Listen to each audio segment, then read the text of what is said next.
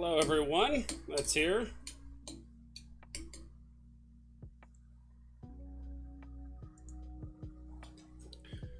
Is that his nickname? I have 3 goats. What's up, guys? Actually, but it's a little bit lower.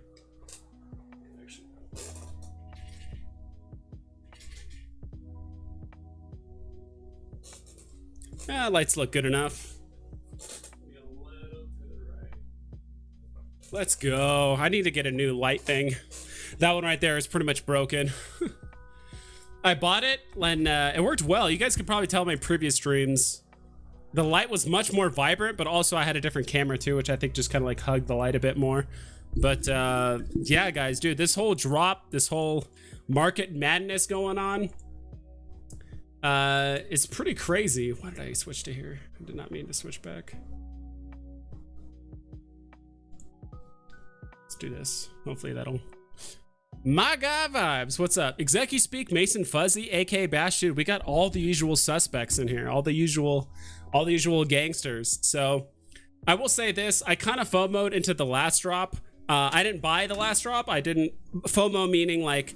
Part of me was just like, I shouldn't even bother with the last drop. I should just buy the stuff that's undervalued, that I know is going to go up, and do some crazy stuff. But I didn't. I kept the 1,000 gems or 1,400 gems or whatever I had.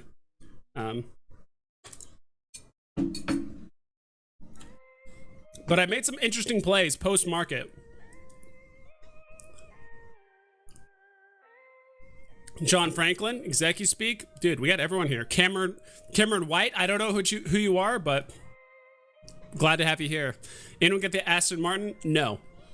I'm kind of beating myself up for not buying it when it was below like 550 initially on the market, like the ultra rare. I mean, yeah, that was like really low. I was like, gosh, I could just buy 2 of these and probably flip it a little bit later because I knew it was going to be super volatile.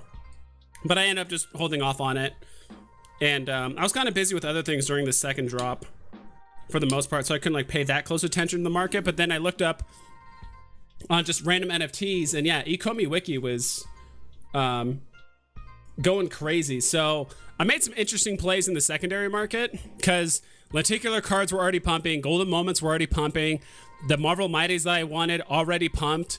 I'm trying to think like what else. Some of the Spider-Mans that I wanted to buy, like I was like, all right, I'm gonna get Ben Reilly. That already pumped. I was gonna get like a common Spider-Man, rare Spider-Man. Those are already pumped. So I was like, all right, it's a little bit too late for these. So what I did was I actually bought, I bought 2. I remember we covered it yesterday. I talked about Deadpool Ultra Rare and the Captain America Ultra Rare, and I saw both of those were pretty low for their value. Like both of those, especially Captain America Ultra Rare, was hitting like an absolute bottom. Like in my mind, I'm like, dude, there's no way this thing could go any lower.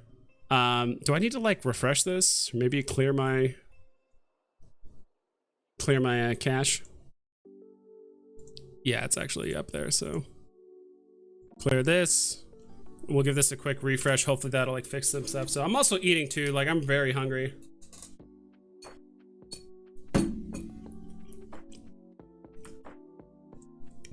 And a relog in, why not? So I actually bought 2 of the Captain America Ultra Rares for $525.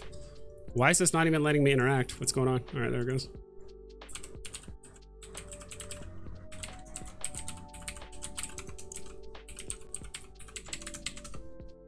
All right. So I bought 2 of the Captain Americas back to back. Ultra rare, because it went 525, 525, and then the next highest was 600. So there was already a pretty significant swing of about 15 to almost 20% on those. And I knew one of the people that got the drop was just going to put the No Time to Die Aston Martin as a flex piece at $1 million. Like, I'm like, there's no way someone's going to list it or floor the, you know, 1 of 7 for under 50K. Like, there's just no way. If there was one listed for under 50K, it would have gotten bought immediately. Like, immediately. If it was at 100K, maybe it would have sat there for a while until someone maybe got enough gems to buy it, or people might have been FOMO selling their waltz and like their Secret Spider-Mans to like have enough to buy one potentially. Let me see here. What the hell was I looking up? Oh yeah, Captain America.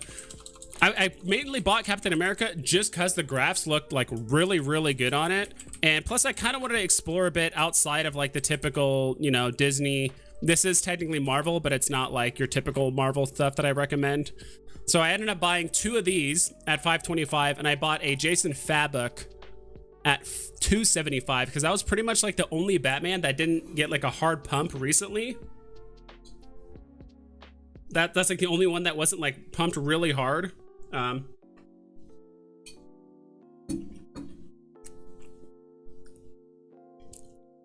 Got me the SR Aston Martin at 6K. Nice. And freaking driving my brother. No wonder it's drivable. My Mazda costs less. That is actually hilarious. You invested more into a virtual car than you did in your real car. That's actually pretty funny, Jordan. I like that story. Market is starting to bounce. Yes, Ken Gems. It's not going to recover all, you know. I never said that the market was never going to bounce or pump a little then go back down. But like if we're talking these upper levels of where the pricing was, like during mid to late January, early February, it's not going to happen until MTO is like fully out. But there's going to be a lot of playroom on the lower end and towards the middle, right? So I bought 2 Captain Americas at $2.52 because these things have they have a lot of room to grow. And because I got 2, I can always just flip one quickly just for some quick profit. I mean, technically I could do it now. Honestly, I've been kind of like entertaining that idea of like, I could just list mine right now for $6.39 and just undercut this guy and just take the free, I don't know how much that's, like 80 gem profit, because there's that 8.5% fee, but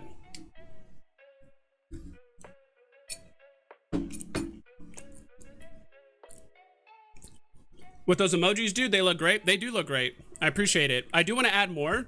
I think now that I have 2 members, I think I can actually add a 5th one, which I'll probably run by you guys sometime like next week. If you guys have ideas for a 5th emote. I'm also down to change some of the arrow emotes too, right? Like if they're just not being used a lot, I kind of want to put more like meme emotes in there, if you know what I mean. But AKA Bash, Common Gang, what's up, dude? So you did find the member button. I appreciate that, dude. Enjoy the... Let's go. Love you, Vibes. Appreciate it. Had to go on desktop to join. Okay, maybe that was the issue. Maybe that was it. Yo, what's up? Ready for these tips? Yeah, so I actually went down the list. So initially, I was going to buy, after the whole Aston Martin thing, I was going to go buy lenticulars. Those already pumped. So I was like, all right, Donald was at low 400s and now it's already pushing 600. Like it's, in my mind, it's too late. Like it's already done its thing. Like what's the next best thing? I looked at the other lenticular cards. They already pumped. Okay, those are done. Then I started looking at some of the golden moments. I only went lenticular cards before golden moments because those were like a bit more stackable and I felt like those just had more room to just increase quickly. You know, which they did. And then, so those already pumped, and then I went over to the golden moments and I was contemplating buying Dalton Daisy. That already pumped to like that. When I checked, that was already at 1K when they were selling for like mid 800s like earlier today or yet last night. So it's too late for that. Next thing, went over to Marvel Mighties. I was gonna buy Ghost Spider. That already pumped from like 70 all the way up to like 100 for a bit. And like also Spider-Man Marvel Mighty 2 pumped all the way from like 90 up to like 130 for a bit.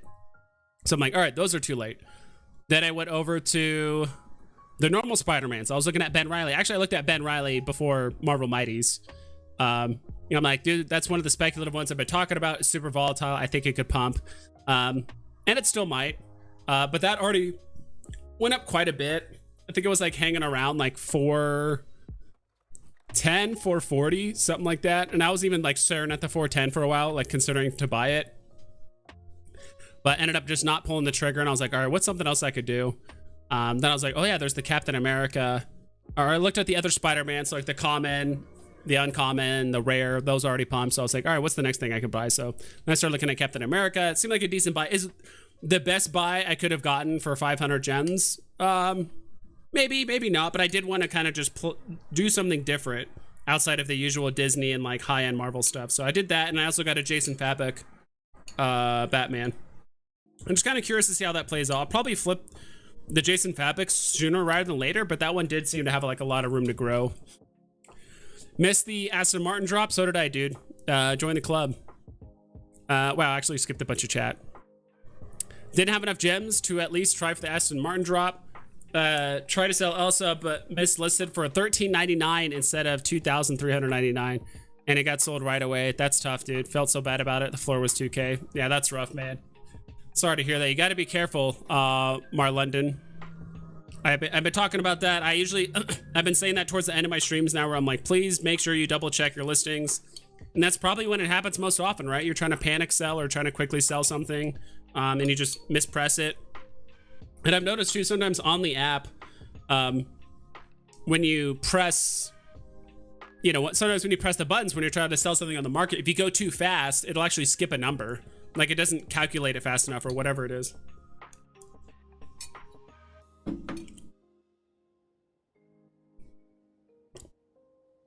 Is stuff keep going up? Not entirely sure. We're actually at the top of the hour right now, but we have to wait like 2 minutes for ecomi wiki to like catch up. But yeah, dude, I heard people were still getting rebounds on the Aston Martin like 44 minutes after the drop. And honestly, I kind of started venting in like the official Veve Discord. I was like, dude, because I was trying for rebounds the entire time, and I've never gotten a rebound. Never. Like literally ever on the app. And people were saying, well, it's just luck, you know, blah, blah. I'm like, dude, I win blind box collectibles, you know, more frequently than I do comics. I haven't won a comic in 3 months. Like my first month I got in the app, I won 2 comics, then like never won a comic again. But I'm like, how is it luck based if some people are literally getting 2 to 3 rebounds a drop, and I have not gotten a rebound in 4 months? So I honestly don't know if it's something like, whether it's a combination of like the type of phone you have or the app or whatever it is, but it's like, it just genuinely feels impossible to get a rebound.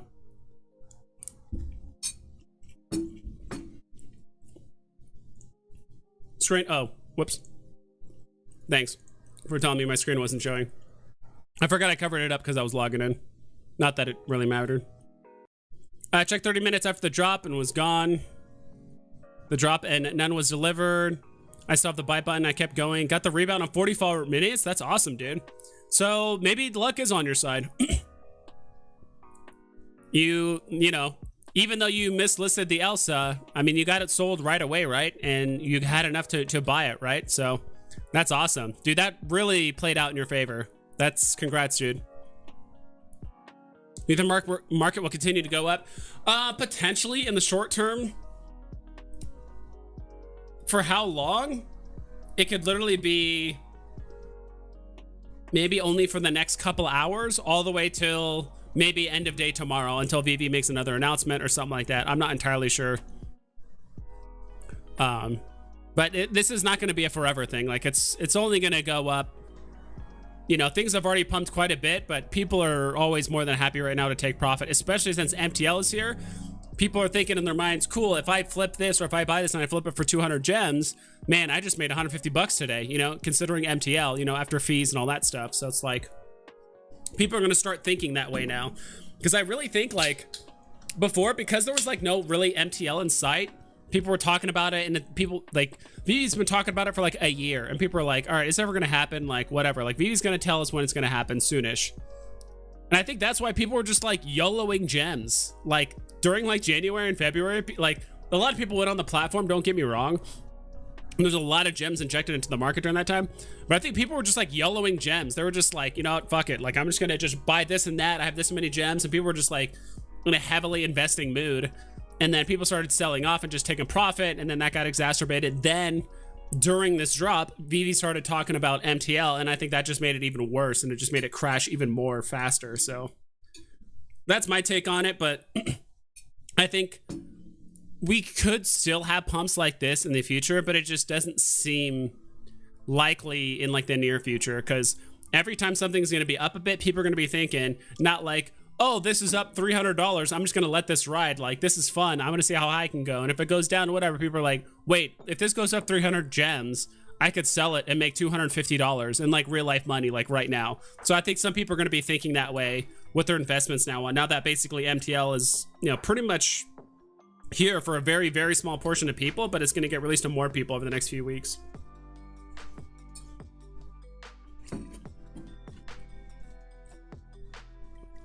Yo, popping through for a few, but number 7 from comparing the market should be valued at 3.3 mil. So number 1 will definitely be worth 10 mil one day.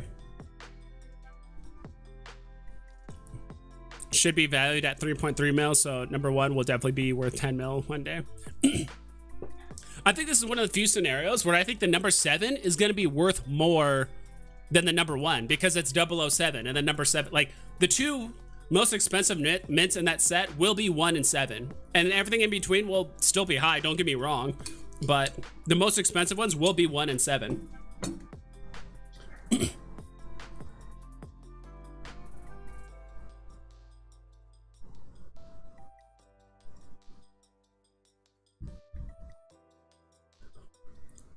Let's see, but JP, that's a good point. I do, like, you know, it's hard to do the math on that exactly because, I mean, literally the NFT's been out for less than 3 hours, or it's about 3 hours. So what are some good secret rare comics under 400? Secret rare, none for secret rare, to be quite honest. I usually refer to Veve set list. Hold on.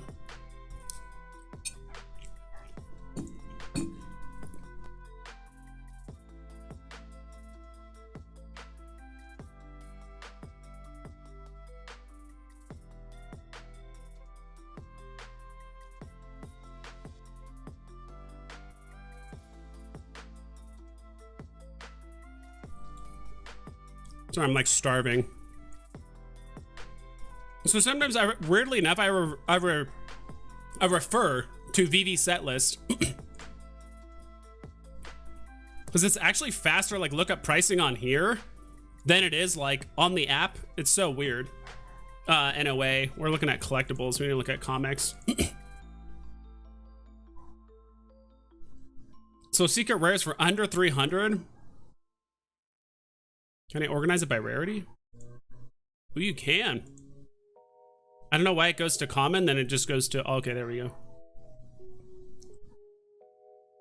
Is it under 400? Most of the ones under 400 aren't very good, to be quite honest. Is there any particular reason why you want a secret rare comic? I'm not trying to,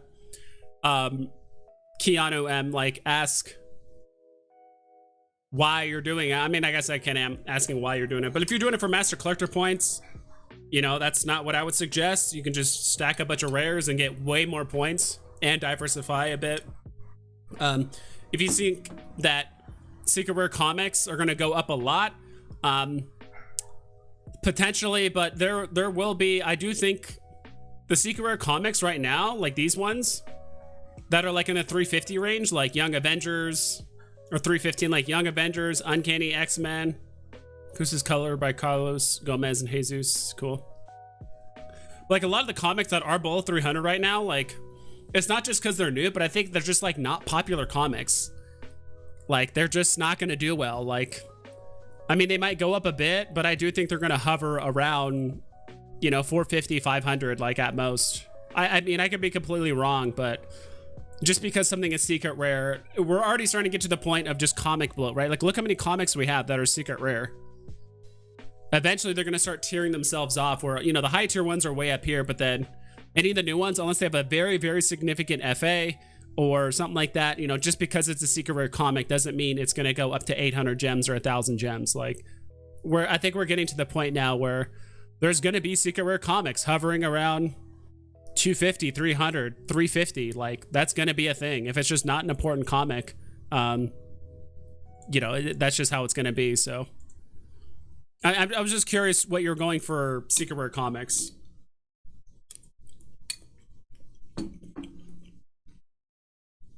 I can maybe recommend some good like ultra rares, probably rares, but secret rares that are good or they're going to go up in price a lot, not likely. Screen is blank, thank you.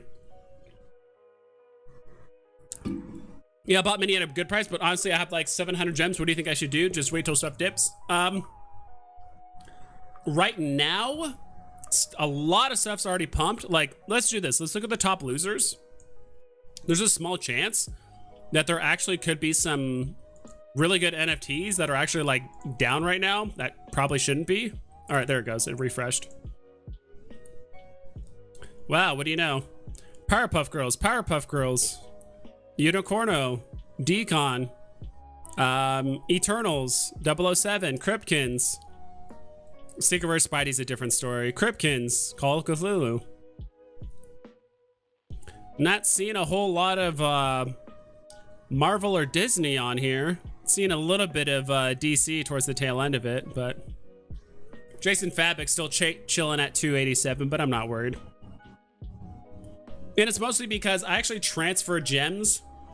I messed up something, like I wasn't able to transfer gems back to my main phone, so I ended up transferring 307 gems to my other phone to try for the drop.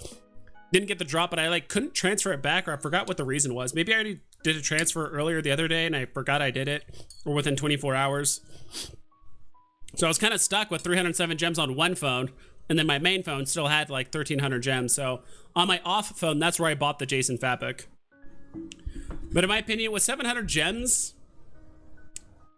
right now, see, like everything that's down, it's funny because everyone's liquidating Hooverville. Sorry, not Hooverville. Everyone's like liquidating Labbits, Posters, 007, Mermacornos, Unicornos, Cryptkins, the very, very like low tier Marvel Mighties. Like people are getting rid of all that stuff to purchase, you know, probably chasing pumps right now, but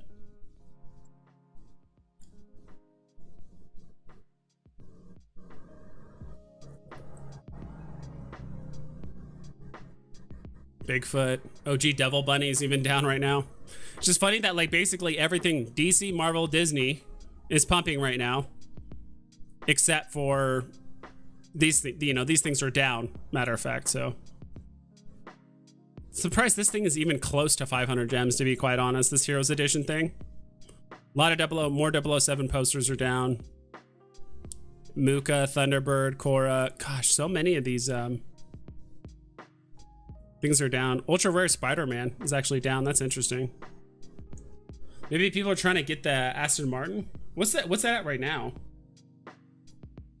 Let me catch up with chat. Got the Donald Daisy card. They cost me 600 for both of them before the drop.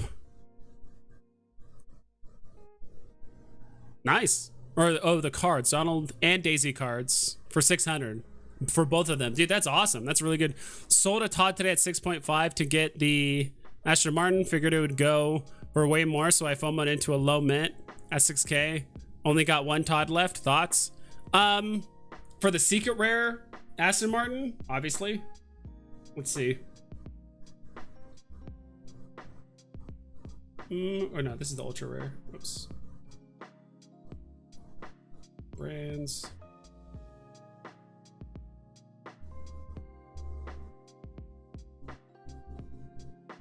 Where the hell is... Just kind of curious where the secret rare is at right now. Secret rare, that's the wrong one. The other secret rare. How much you guys want to bet a day will come where someone's gonna mislist their number 7 or the 7 mint Aston Martin and accidentally list it for like too low or something like that? Or there's gonna be some sort of confusion there, I'm sure. If someone like owns both, or if they own multiples of the ultra rare, they might accidentally sell like their secret rare or something weird. Unlikely, but you never know. I mean, people do it with secret rare Spider-Man. That actually happened twice the last like 2 weeks. Someone accidentally mispriced their secret rare Spider-Man. Let's see. Give me a second here. I gotta do all this stuff to like show my screen.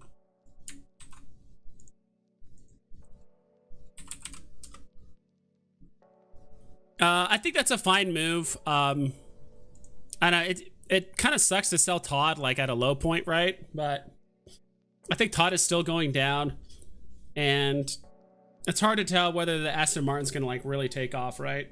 Let's see. Where is, okay, here it is. It's chilling at 5.7K, which is what I thought it would go for. I said it would go anywhere between 3.5 to 8, so it kind of just sat right in the middle. Yeah, I wasn't entirely sure what the Aston Martin would go for, but I mean, it seems to be sitting right where I thought it was going to be. So let's see this. Please pull it up. Was that the wrong one? Oh, I gotta do this. My bad.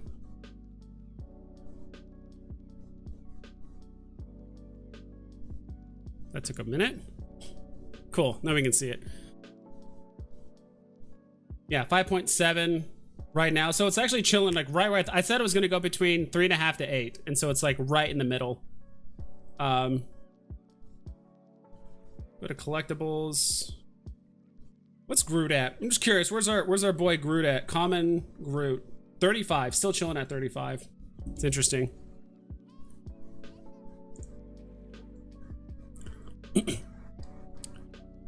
Jordan C, I don't know if that's something I would have done personally, but I could definitely see the sentiment. I mean, if you have 2 Todds, like, that's fine, but if it was like your only Todd, I would have been like, I don't know, man.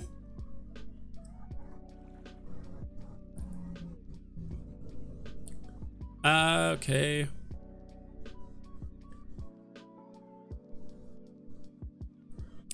Sean, it could. Sean Chaikin about the Veve Walt thing. Yeah, maybe you do have the option to cash out potentially. I know they didn't tell people in closed beta if they have it, but someone actually posted SRDB5 for $5. Yikes. Yeah, I could see that. 7 will be the most expensive. I agree. Low mints, meaningful mints over low mints. Yeah. Low mints are going to be easier to sell though. Like if you're really asking for like a premium for specific mints, it's going to take you a while to find the right buyer. Because it's universally accepted that like low mints cost more, right? But you need to find someone like, let's say you had a 77 that Star Wars came out. So like let's say in a 1977 R2D2. Like not only do you have to find someone that's a Star Wars fan that also has enough gems to invest into golden moments, that also understands the value of 1977 and is willing to also pay a premium, like a super premium for it, right?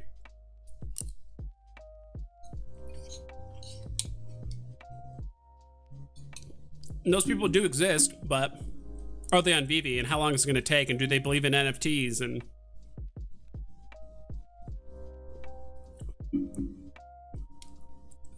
Spider-Man #1 SR is 320. Yeah, I don't know. I don't know much about comics. I know that's like, it's the first comic where they're together, but it's not like a significant FA or anything like that. And I think their real world value isn't that high as far as I know, but I could be wrong. Do you think Iron Man will go down again to 1.3? Was wanting to get one, but went up. Maybe. Unlikely. We need to get some pretty heavy hitting announcements in like the next week or so. We need some pretty heavy hitting announcements for that to happen. Slider Man is an adult version of that one. Yeah. Snagged a bubbles last night at 2,800 and sold at 3,400 today after drop. Not a huge flip, but I was happy with it. Just think the pump is temporary, but I'm okay taking profits. Yeah, pretty much. I think that's what a lot of people are treating this as, right? It's just a temporary pump. Let's sell this one.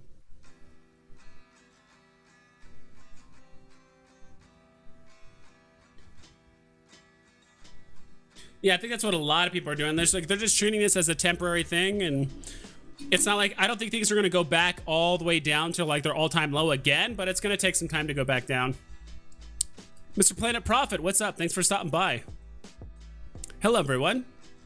Hello there.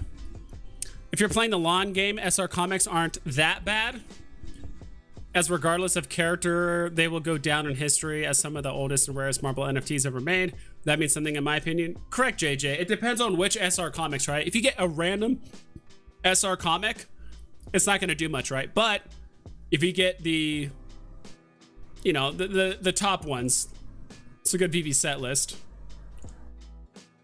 Comics, and this is going by price, but you know, I trust the ones that are on here. So other than Spider-Man 252, but if we're talking, let's just say secret rare and ultra rare. So if you look at all the secret rares up here, I'm ignoring the ones that are absurdly priced.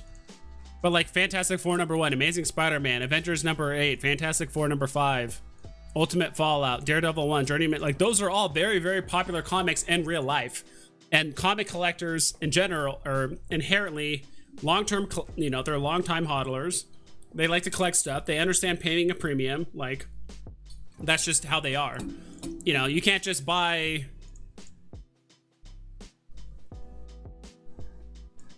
this SR comic. You can't buy a Daredevil 25 that has Elektra in it, but it's technically not an FA in Elektra or FA Daredevil or FA anything. It's just not a popular comic. Like there's nothing to it. But you know, don't get too married to the idea of the, and I'm a firm believer in this, and I've said it before, like I ignore honestly the rare, ultra rare, secret rare. All that really matters is popularity. How popular is it going to be, and how significant is it in pop culture for the most part? And then you look at like mints, and then rarity, and then everything else like that. But it's like you have Daredevil 25, but it has no significant FAs attached to it, which is why it's priced so low. You also have to think like, why is this price so low? You know, it's part of it is a gem squeeze, but also it's like there's just nothing exciting in the comic. There's no significant FAs. There's no one important.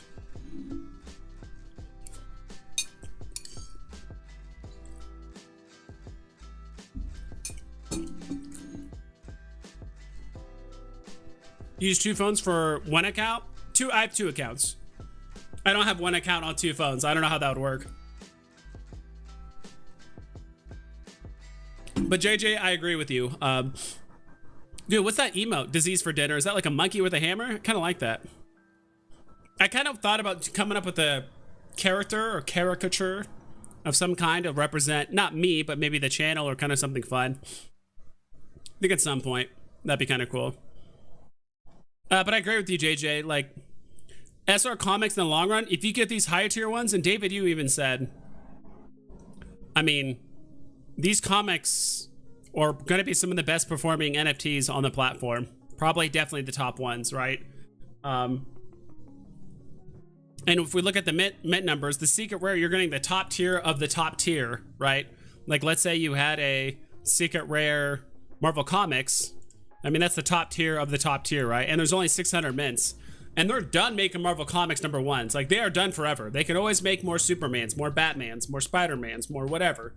They could always make more. They could always make more Mickeys. They can always make more. But, like, Marvel Comics #1, there's only 600. And they're done making them forever. So, and it's not saying that, like, oh, if they come out with more Spider-Mans, it's going to lower the value of, like, the current secret rare. I think those are mutually exclusive. But it does kind of hinder its novelty, let's say, in my opinion. But comics, that's a bit different.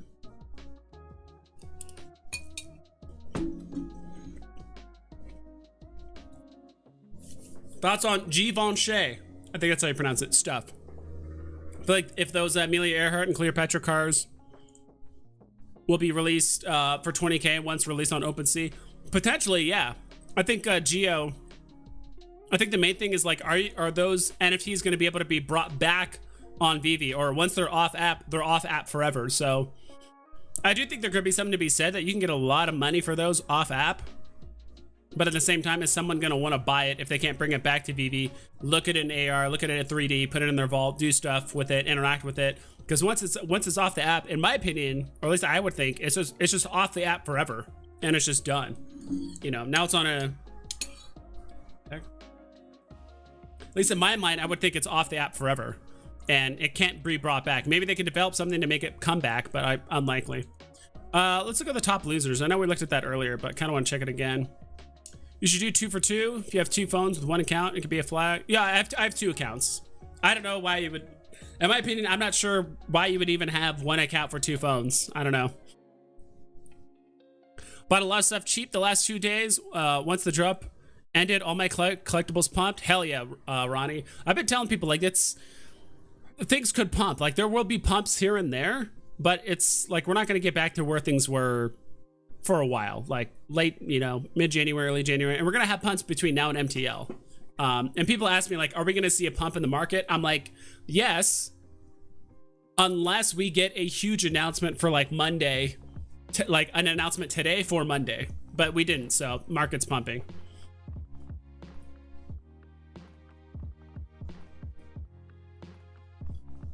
Vibe sounds like 2 accounts since he said 1,300 gems on one, 300 on the other. Yeah, that's what I said. Do you think markets will keep dropping, or will we hit rock bottom? Or we hit rock bottom. Certain MTs are already at like rock bottom, like right now, like Captain America, in my opinion. I mean, it was at 525, and I actually bought that up. I bought 2 of those up because this thing has a lot of room to run, but I know it's not FA, but it's mostly just a short-term profit thing where I do think it can run enough to where I can kind of be happy with the profit.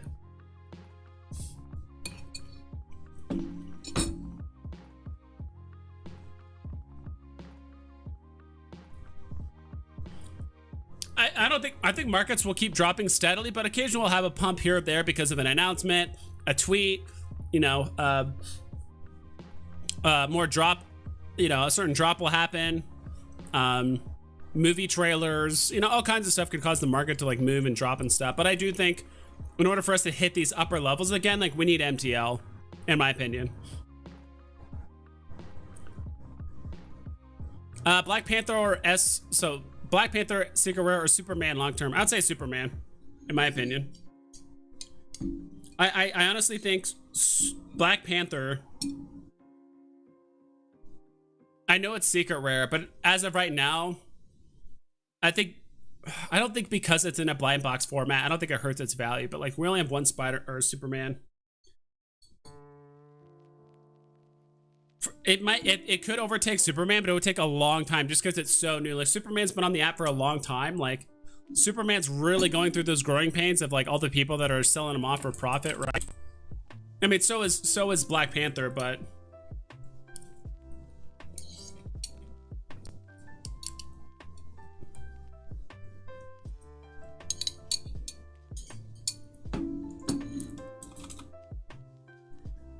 Superman. I have over 1K gems and the payout button is grayed out for me too. Yeah, so you don't have access to it, it seems. I'll never sell my last Todd. It's my first NFT straight from the store. Hell yeah, Jordan. So you're an early adopter of Veve.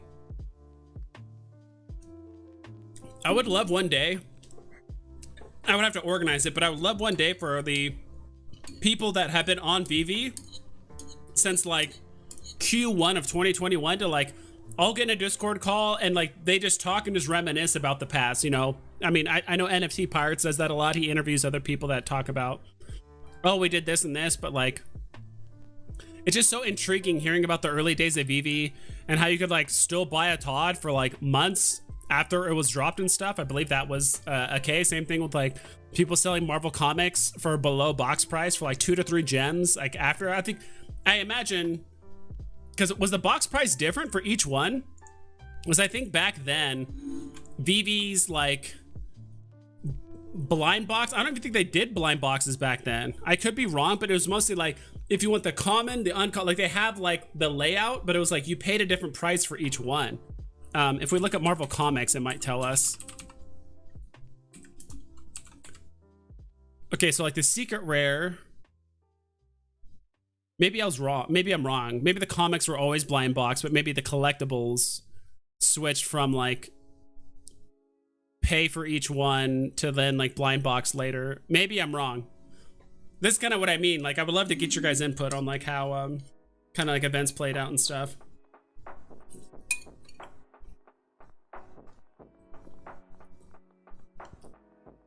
Okay, maybe not. Sometimes on the right side, it'll say like the box price of like the NFT and stuff, but it doesn't say it for comics, I think, because they're all 7 gems. Okay, DRM. So collectibles used to be you could choose where you went for, and then later they started doing blind box. It sounds like, because that's how it was with the Spider-Mans.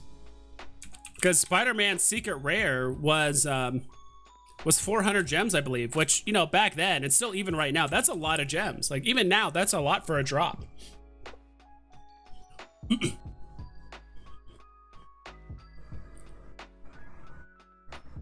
Mason Fuzzy, what's up, dude? I know you're always filled with these questions. I have over 1k gems and the payout button's grayed out. Okay, Ooh, Star Wars one, probably be the easiest one though. Yeah, 1k gems. As of right now, you could wait. You could wait. Okay, someone's telling me right now that the wiki charts aren't accurate right now. Or they're like out of date.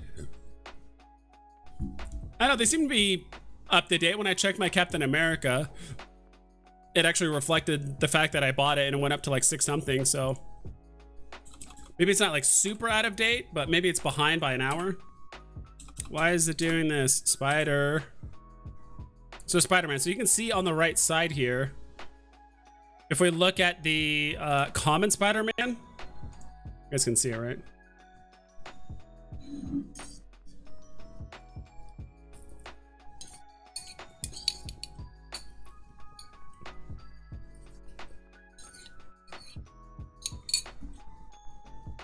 Let me just finish this guy, sorry.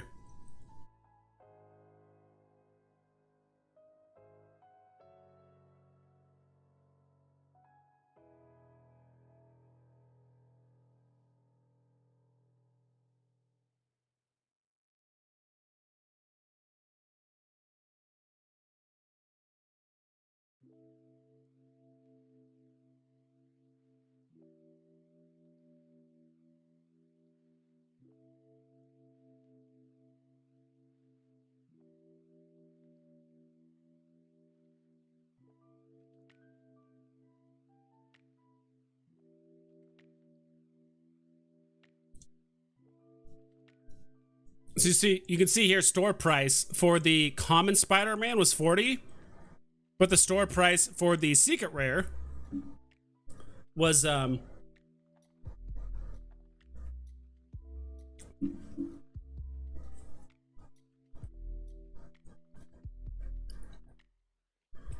dude, this is going so slow right now.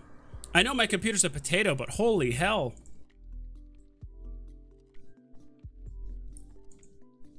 Oh, I thought I paused this. Maybe that'll help.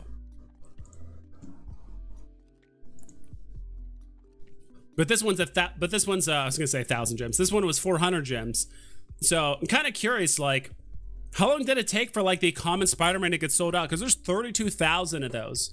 Like, when this came out, did people think that it was like there's too many mints and it's like trash tier, or were people just stoked that there's like Marvel on the app, so people just like bought them up like no other? I'm kind of curious what people thought back then. I'm just more curious what like the community sentiment was towards certain NFTs, or just like the Veve project as a whole and stuff. Because as of right now, you know, the community feels a certain way, but it seems like people were very different back then, at least the way they saw stuff. Mike Mueller, I don't see myself adding any more gems after buying the items I mentioned above. I'm sitting on my hands, at least until MTL. That's a good call. I'm pretty much doing the same thing. I think if you're looking to buy right now, it's best to wait for another dip, so another big announcement or MTL officially. I agree. Pretty much what AKA Bash said. If you miss the pump, it's already honestly too late at that point. At least if you want to like really get the most you can out of it. If you want to just secure a golden moment, but with like 1.4k gems, and you're like trying to get Iron Man, or if you're trying to get some of the like a really good discount on certain NFTs, it might be a little bit late for that, you know.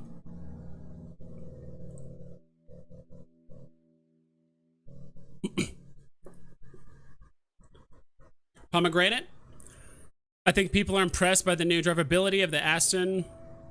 I know we've seen it briefly before. It's restoring a bit of faith and excitement in the future of Veve. Things were getting a bit stale. I agree. It's funny because some people are actually buying up some of the DeLoreans too, I believe. Because people knew that the DeLorean in the past had the drivability on it, but they actually took away that feature. So some people might be speculating that like, ooh, they could give it back. Which could be a thing. That is not the DeLorean. AO Vibes, why don't you tell anyone Donald Lenticular card would pump in value? I feel so blindsided. Joking. Yeah, who would have thought that the Donald Lenticular card would pump up, right? I think it pumped all the way up to like 660, right? Maybe it's kind of plateauing at this point. Is my thing on? No. Yeah, what's it at right now? It's at 600, so, which isn't bad, but I think it did go up to 660 like very briefly. So could have bought at 420, sell it for 660, or, you know, maybe you didn't catch it at the very top, but even if you sold it right now for 600, that's a decent little bit of profit. I had one account for 2 phones, deleted Veve from the second after I got disabled for 3 weeks. I haven't used them both since last month before I got disabled. Stay safe. It sucks to be banned. Yeah, I would be careful with that. I'm not sure how that would even like work if you use 2 phones with like one account. I feel like it would just cause more issues for the app, at least in my mind, which is why when I made 2 phones, I just made 2 accounts. The NFT variants, well, there's Ghost Rider Monday, but it's not going to cause a squeeze. No, not by any means. I'm kind of curious what comics and crypto and what other people are going to say about that comic, because Ghost Rider has gotten some movies, and I would like, he's a really, really cool character. He's actually like really powerful too. But I'm just not sure how well or how important the comic is itself. These days, I barely use the app from my account just because I'm afraid to get disabled again. Been using my wife's almost empty account. Yeah, I think you just got disabled because it sounds like you just try to use 2 phones on one account. But then after that, you should be fine. DJ DS, are we out of trouble yet? Or is there correlation to what's going on in Ukraine and the crypto markets? I would say the initial drop of the market. So, okay, now we finally have the DeLorean. Yeah, the DeLorean's actually went up quite a bit. Wow, DeLorean went up 47%. At least the common did. That is crazy. And then the rare went up 26%, and the ultra rare went up 26% as well. That's good for the DeLorean. Glad to see that. Glad to see some actual like movement in the market and stuff. But what we're seeing like right here, like at some point during the first 3 weeks of January, a lot of NFTs just pumped, like a lot. You can see it here. Like DeLorean at one point was 62 gems, went all the way up to 116, then all the way up to 185. So it basically did a 3x at one point. So when this happened, this was after 12 days of Veve. A bunch of people got on the app. A bunch of people put a bunch of gems in the app for 12 days of Veve, likely. People were telling their friends, hey, 12 days of Veve. You know, people are seeing friends and family during the holidays and like, hey, like, what are you doing with your phone at 9 a.m. in the morning? Like, oh, I'm playing this drop for an NFT. You could do it. All you have to do is just download the app and put on 7 gems. You can play the comics. And like, oh, that's cool. And then they look in the secondary market. They're like, wow, these comics are going for 25 gems. Is it really that easy to make profit? And you're like, yes. And they're like, okay, cool. Let me do. So a lot of people got on the app. A lot of money was injected into the economy. And and so shortly after that, people are like, all right, cool. I kind of see the potential of this. If I put on 5,000 gems, like what should I buy? So, you know, people were just buying up stuff. But after that, people just started taking profit, which is expected. So after a certain point, people started taking profit.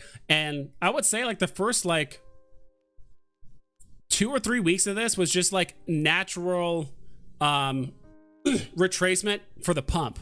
Like things just pumped so much, people are taking profit. This is just natural retracement. But then once we started hitting like the second week of February, or like, you know, once we started hitting February and stuff, or I'll say after the first week of February, then that's when we started getting issues with like crypto market. People started getting upset about bots on Veve, people getting locked out of their accounts.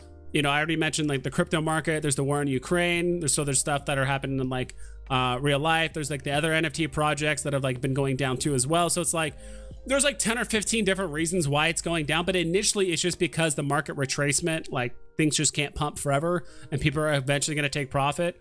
So that's what started. Then what made I think the squeeze just keep going was like all the stuff in app, real life, in the crypto market, like all kinds of stuff. Stock market itself also just completely nosedived.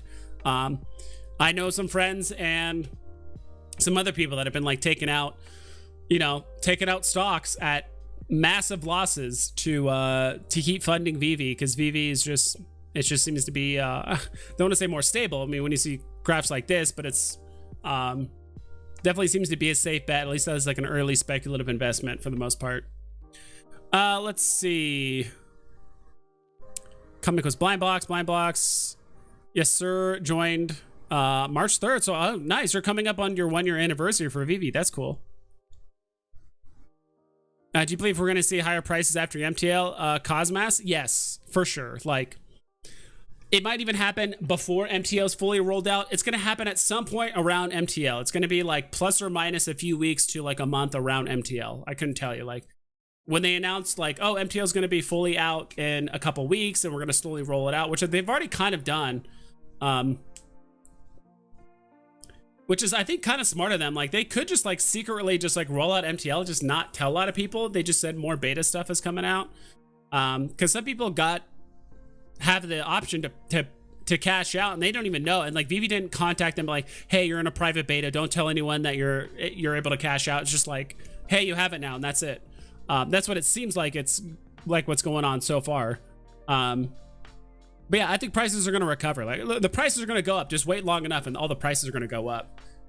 It's just a matter of when MTL is going to come out. So, and prices could dip again. But again, I do think we're going to see some massive recovery at some point during MTL. We're going to see slightly more of a dip. You know, it could get down in here ish for like DeLorean, but then we're going to see it go right back up.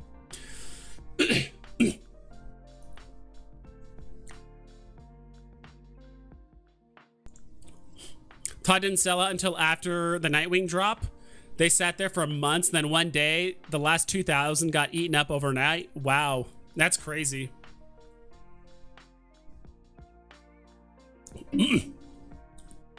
No blind box bet then for a few weeks. We didn't even have a market. I heard that's what really kicked off a lot of the off-app trading was like the fact that like the market was just closed for like a month.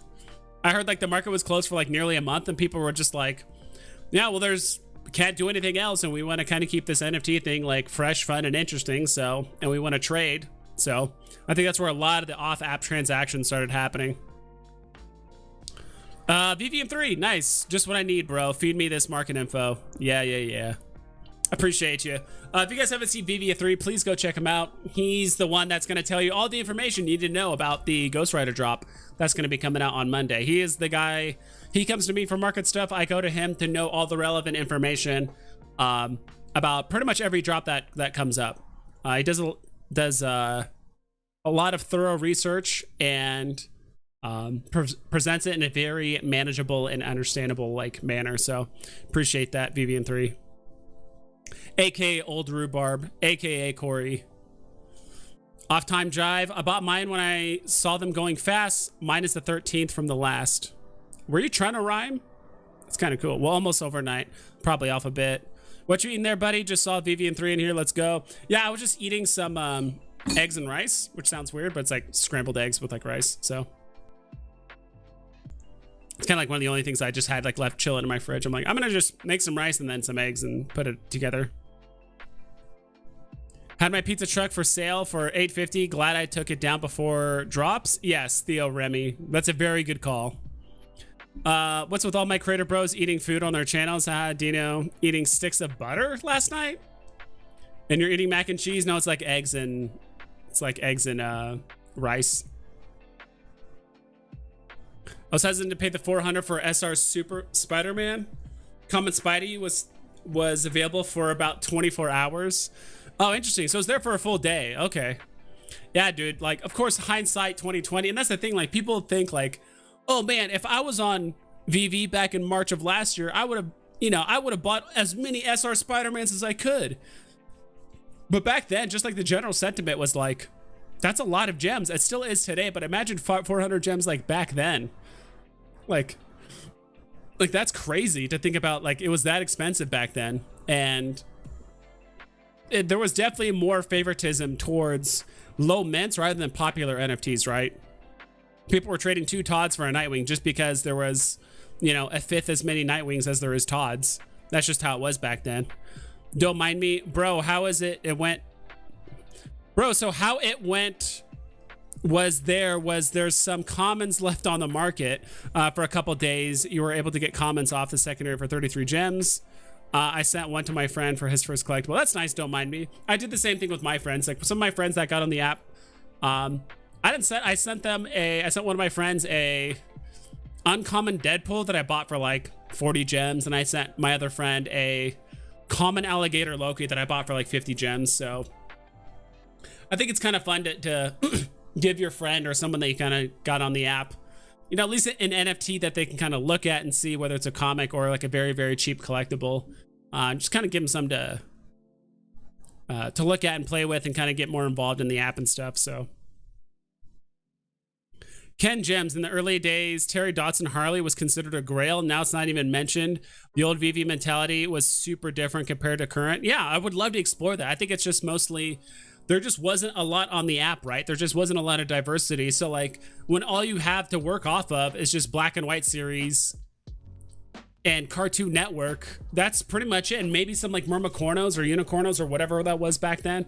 And that's like it. Like that's all you had to work with. So you try to apply value to certain things. It's like, all right, with what we have on the app, what is the best thing? And you know, nowadays, like you can add a 0 to some of those prices and it's still, you know, not that much. Like people were buying you know, people were buying Homer and Bart for, you know, 200 gems in the aftermarket. Now you add a 0 to that, people are like, oh, Homer and Bart for 2,000. Like, yeah, it's about right price wise. Maybe they're very cheap right now, but there was a point where Homer and Bart was 2,000. Just looked at my wallet, bought my Todd around 11 p.m. Eastern Standard on March 15th, which means it would have sold out maybe 15 minutes after that. It was on the shelf for 5 months at box price. Holy moly. Yeah, that's crazy to think about.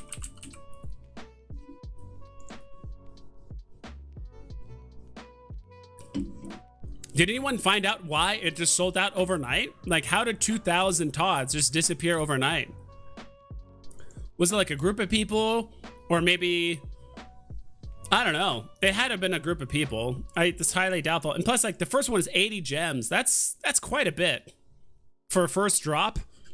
80 gems. That's crazy to think about. Ghost Rider's a keeper, but not Grail, my opinion. What do you think of SR? Yeah. Amazing AMS. Amazing Spider-Man, yeah. Might buy. I think that one's pretty good. I think a lot of comic, I don't know why, I just like completely brain farted right there. Like VVrank.com and this other bookmarked thing that I have. This one? Is this it? Yeah, these two. There might be an updated version of this already, but so Sleepin' Comics has I wonder what he has his Bishop one at. It's also cool. He also has links to like the eBay listings, Go Collect, ecomi wiki. So he has like links to like if you want to see the real life value on Go Collect or eBay or some of the other platforms. That's kind of cool. I think most of the comic guys have the first appearance of Green Goblin, like either like low A tier or like high B tier. Yeah, so right here it's like high B tier. It's basically just shy of like or no, that's the first appearance of Dr. Octopus. So, and then on this one too, they have it can I move? Or maybe not. Yeah, they have it right here. So it's basically high, like the AAA tier, then AA, and then B tier, then double B or double B tier, then A. That's a bit confusing, but yeah. So they're basically ranking it in like the top, let's say 12 comics that currently exist, 15 comics that currently exist on the app. So I would say it's a pretty good buy. You said you were trying to get a secret rare. How much is that going for? It's good. It's strange, and I've mentioned this before. Like, I feel like VV set list is actually better for like looking at prices of comics, just because it's like has all the prices just like laid out like right here. So for secret rare, if you wanted the for 14, no, it's not there. Is that right? For 14, yeah. So it's down here.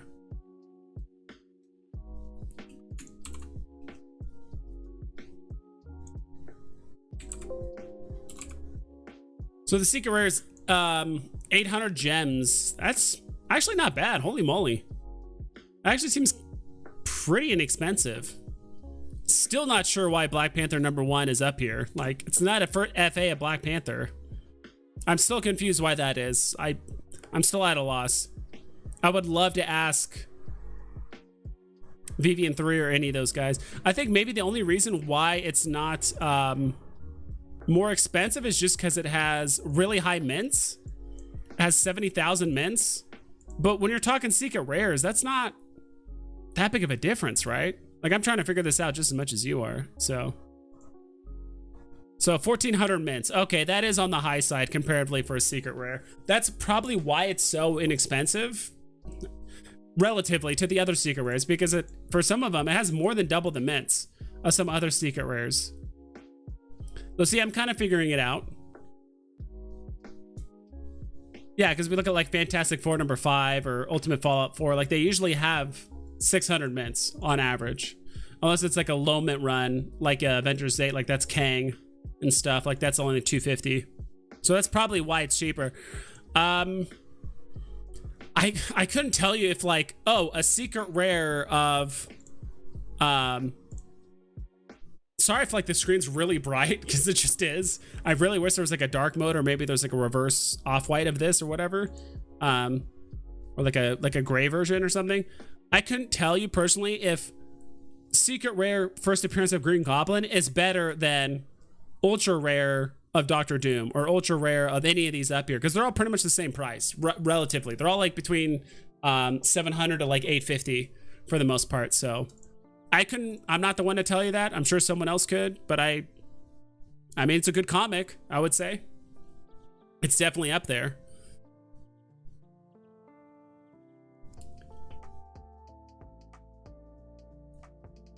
That comic at 9.8 is like 240k, my guy. Really? Of Ghost Rider? Like first appearance of Ghost Rider? How did you do on today's drop? No, I didn't get any. Got a common DeLorean yesterday for 55. Dude, that's awesome. That's really awesome. 2 phones was useful at Marvel #1 drop. While one was processing, you could buy another one from a second phone. Got 14 Marvel #1 comics this way on the drop. Back then, it took some time before everything got bought. Yeah. Do you think the current war issues are affecting the Veve market? Maybe. I don't know. I think it might affect it more if we actually had a cash out option. I do think that because like there is no like MTL in full swing on Veve yet, that people are kind of like locked in, so people can't really just mass sell all their NFTs if they really wanted to, or people are panicking about the world conflict. So I think that's affecting it. Could have it crashed the market more? Maybe. I don't know. Updated my app today with now no zeros in front of a 4-digit number. That's nice. That was so weird that they like removed the zeros in front of the digits, right? Or maybe did they do that on purpose? I don't know. I'm sure stylistically some people like it, some people don't. It would be kind of nice to have the option to pick. I mean, it doesn't make a difference, but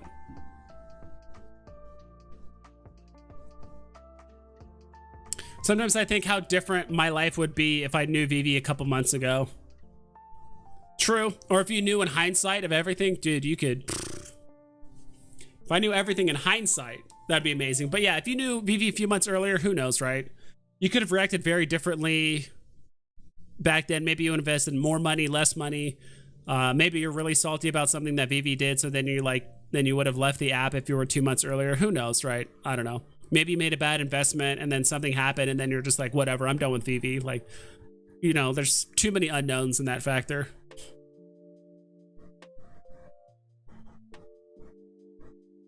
Ultra rare Aston Martin is not doing as good as I thought it would be. I mean, how good did you think it was gonna do? Just out of curiosity, because what was my price prediction?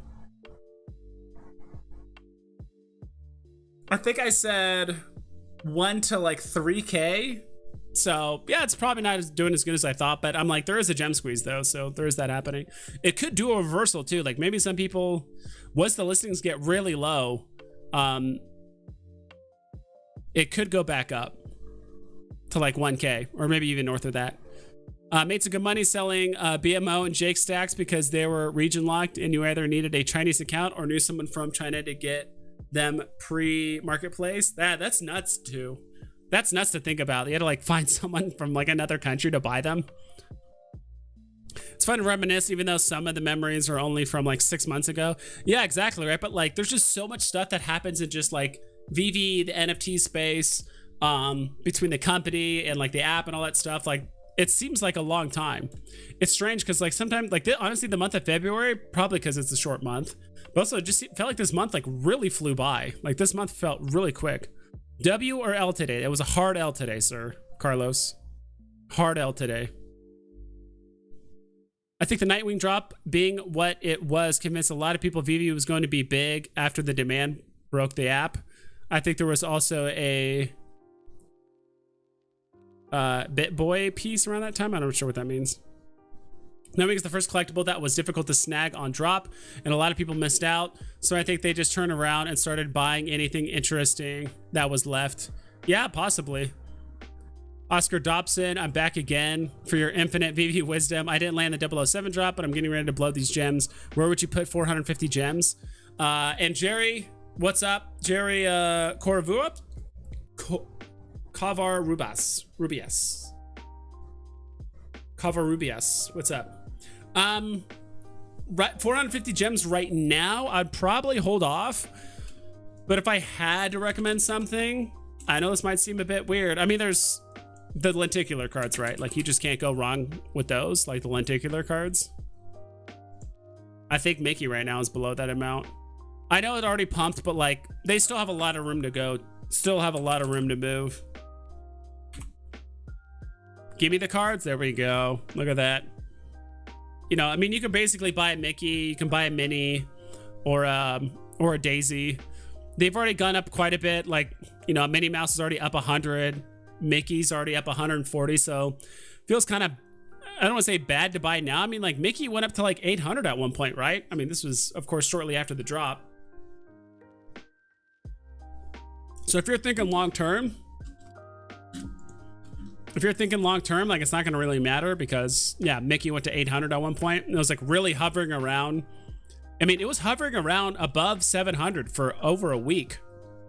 So there's definitely a demand there. It's not like it went up here and then just like nosedived. Like it hovered around 700 or above 700 for over a week. Another one I was thinking of was the hell? Deadpool ultra rare. Curious to see if it's still in that price range. Curious to see if that's still in the price range. Work with me. There we go. Yeah, it's at 370 right now. So that's another one you could possibly get. I'm not sure how bullish you're feeling about Deadpool. It's already moved up 75 gems. I can't believe that thing was sub 300 at one point. Donald Duck is pushing right back down to 600, it seems.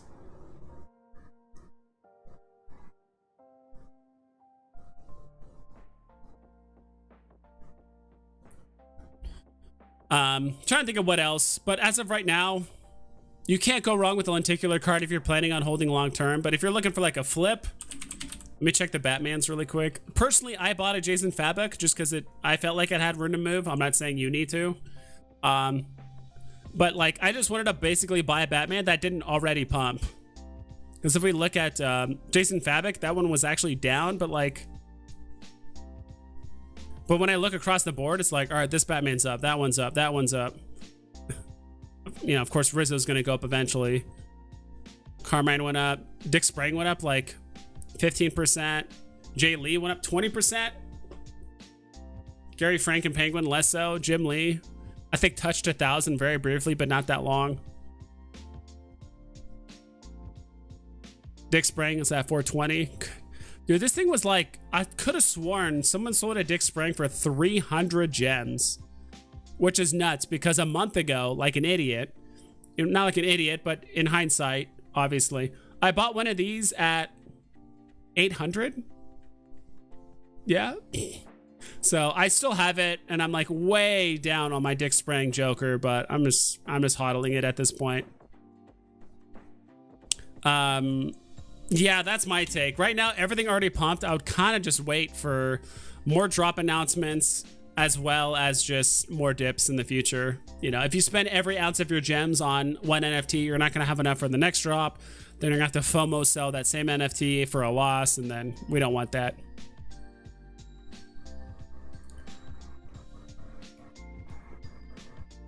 Could we still see a drop Monday? This late in the day, unlikely, to be honest. I feel like if there was a drop, Veve would have announced it by now, or at least like a few hours ago. I feel like the latest they would have done it was probably 2 or 3 hours ago. You know, if it's this late and they haven't done like a Monday like collectible drop announcement, I mean, we have the comic, we have the first appearance of a Ghost Rider, but other than that, we don't have like a collectible drop.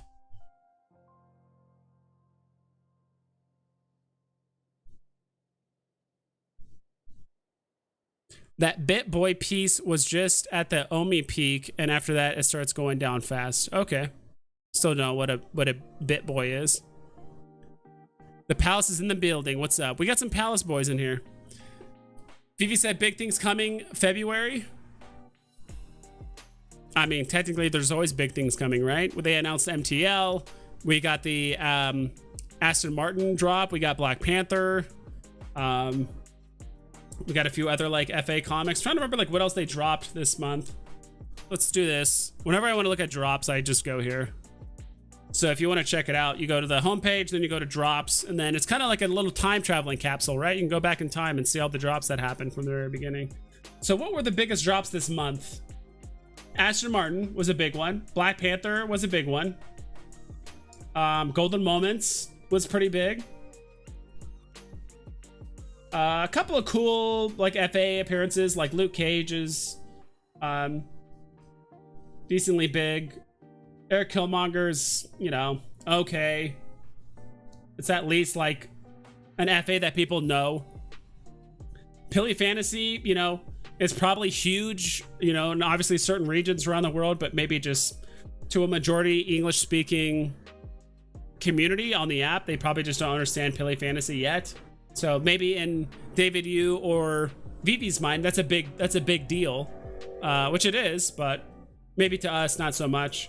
Monica Rambeau, all right. Lunar New Year, yeah. This month was like, I'd say it's decent. It wasn't like a terrible month, but between the Golden Moments, Black Panther, and like the Aston Martin, like that's pretty cool. And the vehicle too. We had the motorcycle, right? Yeah, motorcycle wasn't bad. Like, as long as it just doesn't go for just like box price, like I'm happy with it, right?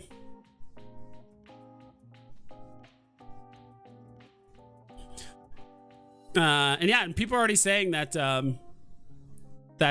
what's it called? That the Ghost Rider comic, like Pixel Trader said, "Ayo, I heard the new Ghost Rider comic is pretty expensive IRL." Yeah, Ghost Rider is like a cool character. He's actually very, very powerful. Maybe he just hasn't had a ton of representation or just like appearances and like the main screen, right? He's only been in like, there's only been 2 movies about him, right? As far as I know.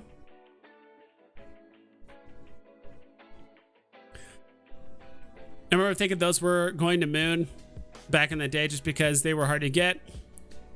Good thinking, stacking them was demand then, yeah.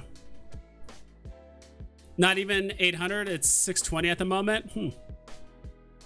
Yeah, I knew a guy who knew a guy. They thought they were going to do more of those, and then they never did. So BMO and Jake never really took off. Yeah. Rare Spider-Man or complete the Black Panther set with those gems. Thanks. Chad D. Did you ask me something earlier? Oh, maybe not. Complete the Black Panther set. So I'm assuming you have the secret rare already.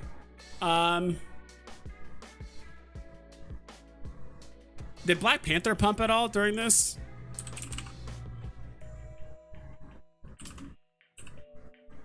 I assume it did. At least I assume so.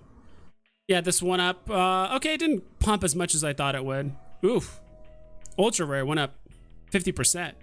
That's crazy. Secret rare went up 16%. I don't think you can go wrong with either.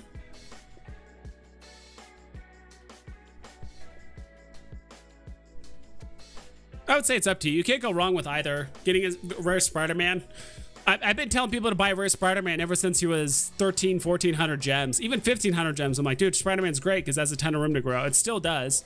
All these NFTs do. I'd probably just give some slight favoritism to Rare Spider-Man just because it already has history. It's been on the app for a very long time. It's probably shaken off a lot of those, you know, paper hand people, whatever the hell you want to call it. I don't like using that term, but Black Panther, there's still a lot of mints. It's also a lot of mints for what it's worth. But then again, you're completing a set, so if you care about Master Collector points or just having a set, if that means something to you, then go for that too. Ghost Rider comic is high value IRL. Okay, that's good to know. Changing the mint numbers screwed people who collected palindromes. 02820 becomes 2820. Oh, interesting. Well, yeah, that's so strange. Why'd they remove the 0 in the front?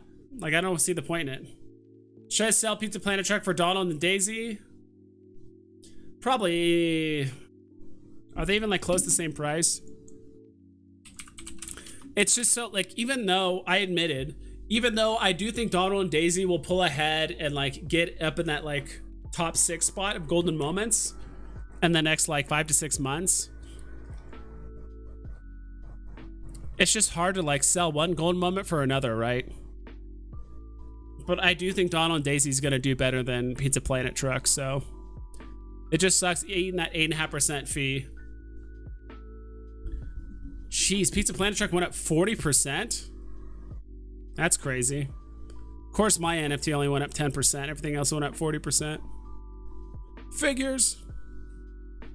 Yeah, Iron Man went up 30%. Cool.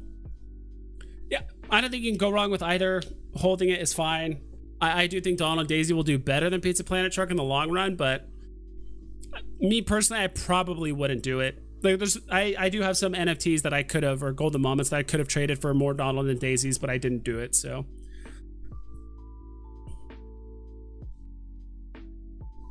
thinking long term, is it best to buy gems or Omi? Long term, depending on how long term, but regardless, I'd probably say Omi. Like long term, right? It depends on how many gems or how much money you're putting into. If you're putting in a small amount, like if you're putting in, let's say like a few $100 or even like $1,000 or something like that, I do think Veve will probably take you a bit further with a tiny amount like that. And you can flip it, and you know, if you time the market right, you could probably do more with it. You know, play gem squeezes, things like that, but you have to really know what you're doing. But if you're putting in like a lot of money and you're thinking long term and you don't need the money now, or you don't care about the market, like just, you know, just buying Omi right now is also a fantastic time to buy Omi. So, because the nice thing is, like with Omi, no matter how bad the market gets, you know, no matter how good or bad it gets, like Omi's just gonna keep burning forever. So no matter what happens in like the Veve side of things, like it's good for Omi, no matter what happens.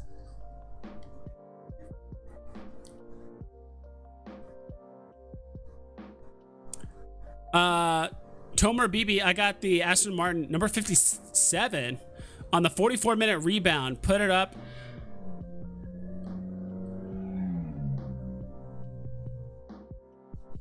So no, but I'm holding for sure. Put it up, sold to sell for 9 million as a flex price. I was literally shaking when I got it. 5.7. Nice, dude. Dude, I still don't understand how people get rebounds. I'm really happy for you, dude. That's awesome. That's a lot of gems. You can get a lot for that. Not sure how much that is, but whether that's the ultra rare or the secret rare, it sounds like that's the secret rare. I mean, it has to be the secret rare because that's the only one that went rebounding for that long. Dude, that's awesome. You know, it's hard to not be a little bit bitter. I've never gotten a rebound. There are some people that have gotten multiple rebounds on not even just other drops, but also this drop too. Like I've seen people get 2 Aston Martins of the secret rares just because for whatever reason that I don't know if their buy button's still up or whatever. My buy button usually goes away. So, but congrats, dude. That's awesome. I have no idea how I would price it. To me, it's like, that's one of those NFTs that You either sell within the first like 7 hours to like really build up the hype, or you sell it like 7 months from now or 7 years from now, like however you want to do it, right?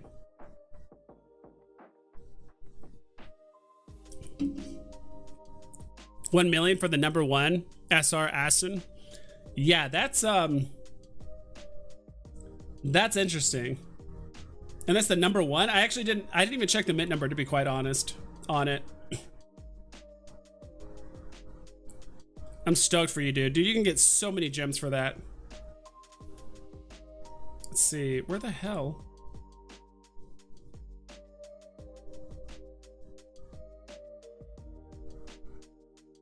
There it is.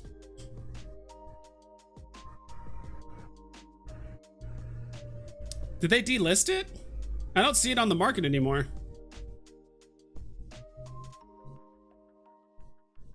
I don't see it on the market anymore. Maybe they delisted it. Yeah, I don't see that one anymore. Probably delisted it. Posture check chat.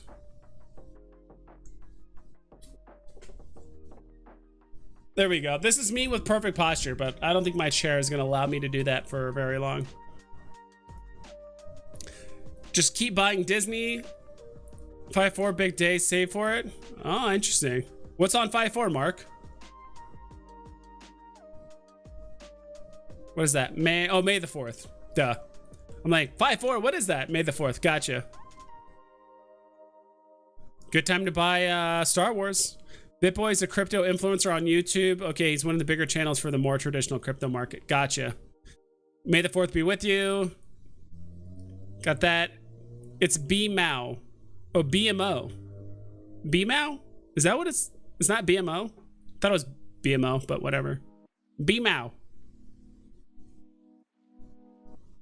Pizza Planet went up 40% because it only has like 6 low listings. Gotcha.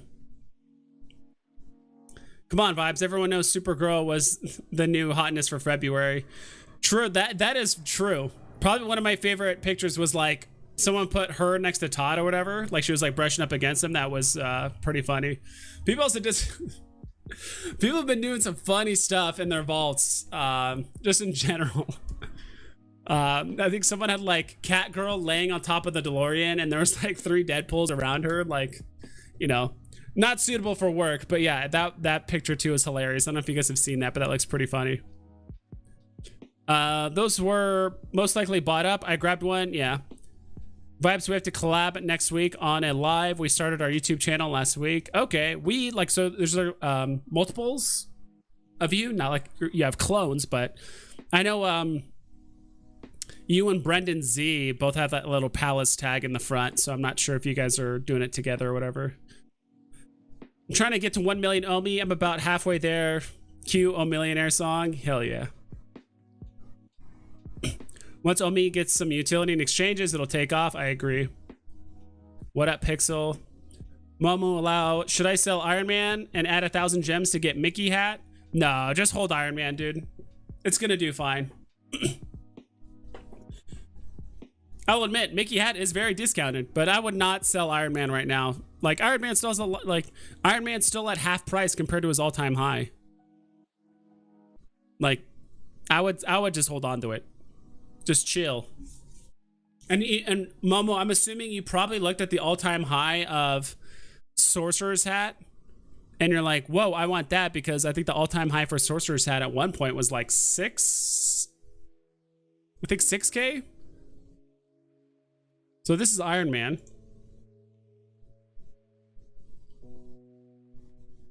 Up here. So yeah, it hit over 3K twice. You know, back in January, and it did it again during a gem squeeze. Or towards the beginning of the gem squeeze. Yeah, that's during the gem squeeze. During early February, it hit actually 3K.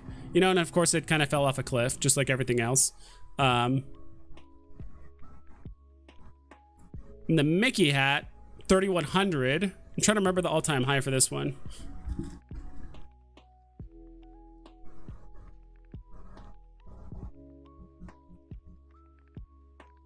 $7K was the highest. Oof. Okay, that's a really thin candle though. That's super thin. Yeah, it was probably at 7K. Yeah, it says 6,990. It was probably there for maybe 6 hours at most. I think more accurately, we want to say it's probably around 5K. So even then, I would still, God, in my mind, what the hell was I thinking buying back here? I don't know. Regardless, I would still keep Iron Man. I would just hold Iron Man and spend 1,000 gems on getting a Donald and Daisy. Donald and Daisy will probably touch 1,000 again at some point. Let me see here. Can't go wrong with Iron Man or Mickey hat. Yeah, I would just stick with Mickey hat, or sorry, Iron Man. Christopher Pond, I missed the opportunity to buy some golden moments during this dip. Do you think we will get the same dip rate in this future? 700 to 900 for a golden moment? I think so. I could see Lady and the Tramp getting that low. Donald and Daisy, that might be a bit of a stretch. I could see Lady and the Tramp getting down there again, but Donald and Daisy, maybe not. I think it's going to struggle to get back down below 1K.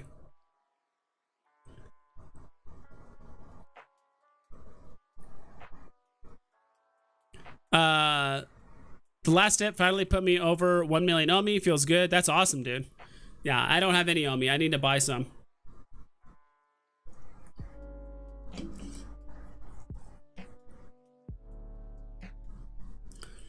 Thanks. Yes, I got the SR. It's still on the market for 9.9. I'm Headhunter 246 mint number 50. I seriously can't believe that I got it, dude. That's nuts. What are you gonna do? Are you just gonna hold it forever, or if like someone approached you with like the right price, like would you sell it like through the app, or would you sell it for like Omi or gems or something like that? Like what are people asking for like low mints on those? Then you got me curious. Let's look it up. I'm stoked for you, dude. No, this is the ultra rare. A low mint secret rare. Holy moly. Low to high. Dude, that is nuts. Yeah, and there's someone 12K for a 55, 14K, a 10K. Yeah, that's crazy, dude.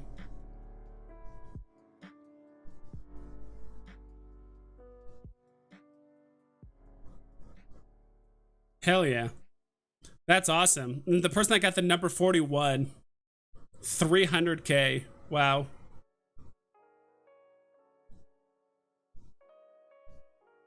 That is just nuts. Any of these up for auction? No, none of them are up for auction.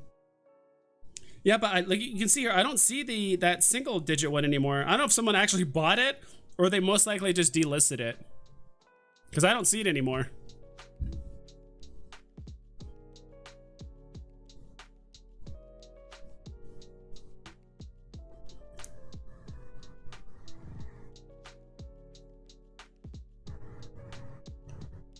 Yeah, the Palace is myself and Brendan Z. We have more Palace members too, but we started up. Nice. That's good to hear. Red's Adventures, guess I got lucky. Haha, yeah. I'm like, even though I get salty about rebounds, like I'm happy for people that do have like another opportunity to get the drops and stuff, right? Like I've never gotten a rebound. Probably never will, especially since key system's coming up. So like rebounds are going to be gone forever, but VV3, I think more people are realizing that VV has so many drops planned and Omi will burn like crazy, not to mention utility plus exchanges, of course.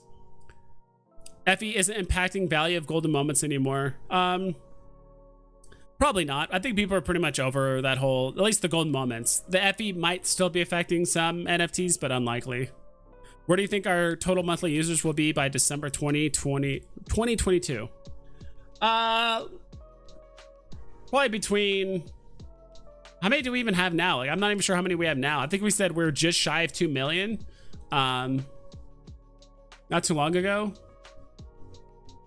I know they said 10 million by the end of the year. I think it's going to be a little bit closer to like 12 to 15, something like that. I know that might seem like a wide range, but yeah, it's going to be interesting how this all plays out on VV. I mean, the drops that happen, if VV wants to do marketing you know, Omi is going to be a big part in it too, and exchanges, like that's what's going to get a lot of exposure. Because if Omi gets on other exchanges, people are going to be like, what is this Omi thing? And then they're going to do research like, oh, what's this Veve thing? And they look on Veve, they're like, oh, these are sick NFTs. So I do think, if anything, Omi is going to almost like do its own kind of advertising for Veve as well, and vice versa.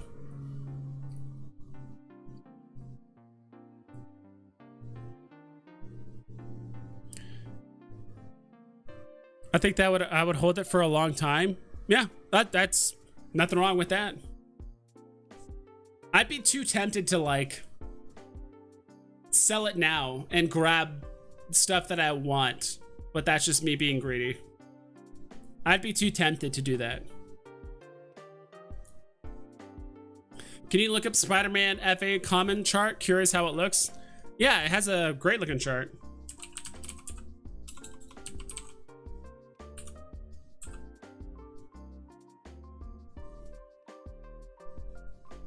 Just ignore the last month and a half. It has a great looking chart. So it's up 150 gems as of right now.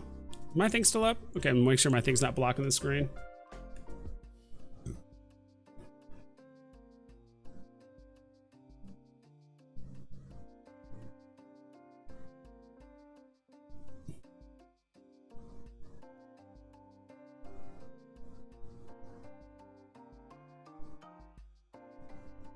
How long do auctions go up for, guys? It's 12 hours now, right?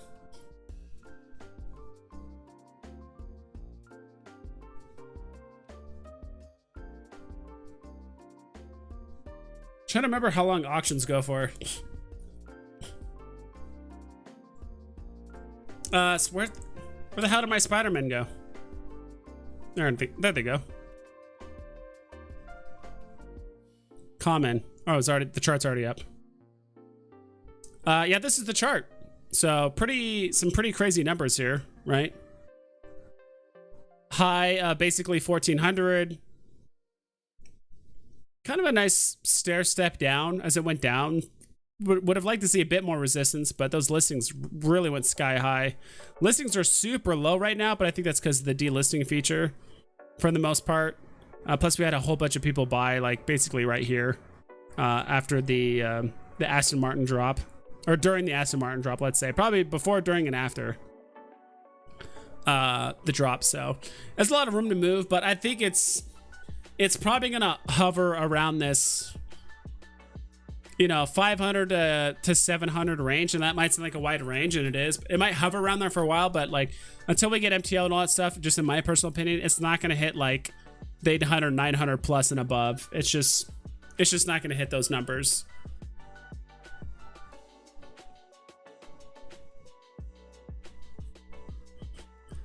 So yeah, this is the graph, and it only goes back to like mid-October, because I think before that ecomi wiki didn't exist, or maybe that's the only numbers API wise that Omi the Clown has potentially.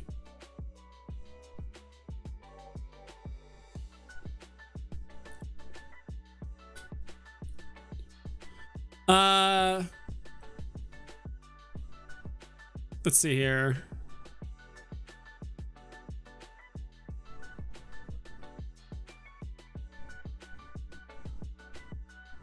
Oh, did I skip a question? My bad. I answered Mr. Johannes.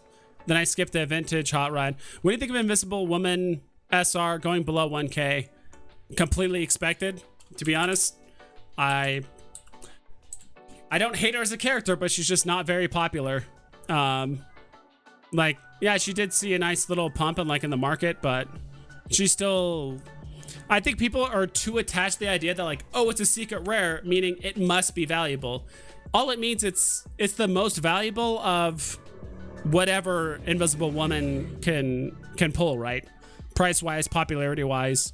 That's all it means. I think people get a little bit too married to the idea of like, well, this is a secret rare. Why is it so cheap? It's like, A, there's probably a reason why it's cheap, because people don't want it, but also B, as much as I hate to say it, she's probably the least popular of the Fantastic Four, to be quite honest. Like, I honestly do think if they came out with Mr. Fantastic, the Thing, and Human Torch in the exact same blind box 5-person format, I think all the secret rares would go for more than Invisible Woman.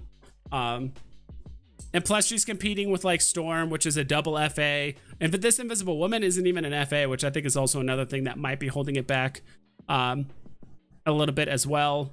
And then we would have, yeah, I mean, the other Fantastic Fours wouldn't be FAs either because they're all Marvel Mighty versions. But even then, I still think the other ones would do better. So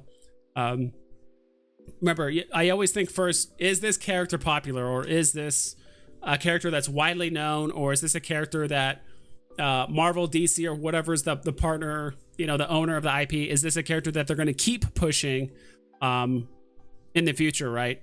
If they're not, like they are coming out with Fantastic Four and stuff, so she will go up, but I think by then, I'm not even sure, when's the Fantastic Four movie coming out?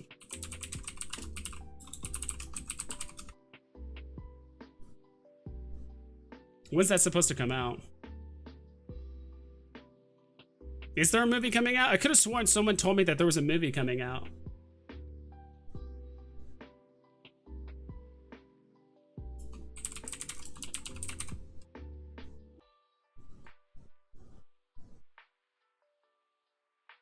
Keeps telling me the 2015 version.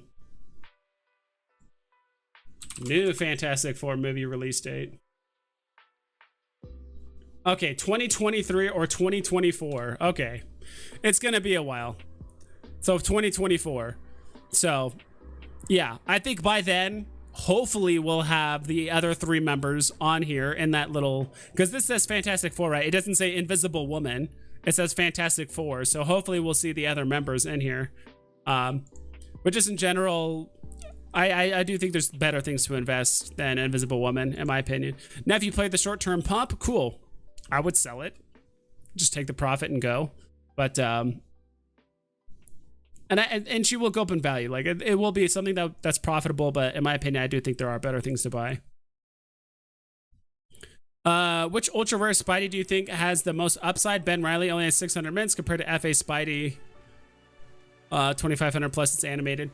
The most upside, I'd say that has the potential to be the highest. Ben Reilly, because pretty popular. We could get Ben Reilly in the future. Unlikely. Seems like Miles Morales is like the new hotness for Spider-Man. But yeah, I think the low mint, the unique look, and it's the highest tier Ben Reilly that we have, since there's just uncommon and ultra rare, right? That's pretty much it. Strangely enough, if there was like a secret rare Ben Reilly, maybe the price would be a little bit lower, because like those mints would be like really low. Maybe there was like 61 mints of Ben Reilly of like secret rare or something like that. I don't know. Because the mint numbers are just so low. But yeah, I would probably say Ben Reilly, in my personal opinion, over the ultra. I mean, let's pull up the charts and find out. Maybe I'm just saying Ben Reilly because that's the one that most recently just pumped really hard. So Ben Reilly's at 7K. This ultra rare version is at 5K.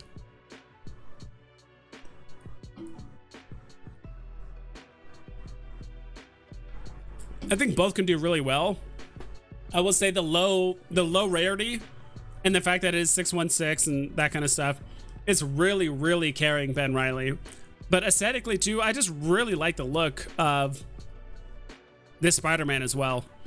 Like I really like the crazy acrobatic nature of Spider-Man, when he does like these crazy stunts and really uses his body to like slingshot himself and stuff. I really wish some of the Spider-Man movies do a pretty good job of that in certain scenes, where like he'll grab a pole and like spin around and like fly through a window and like slingshot himself and uses momentum or stop. Like I like all those maneuvers. It's really cool. I think that just these kind of like NFTs just show it more. So aesthetically, I also just like Ben Reilly slightly more, but like these are the classic stances of Spider-Man, so there is that.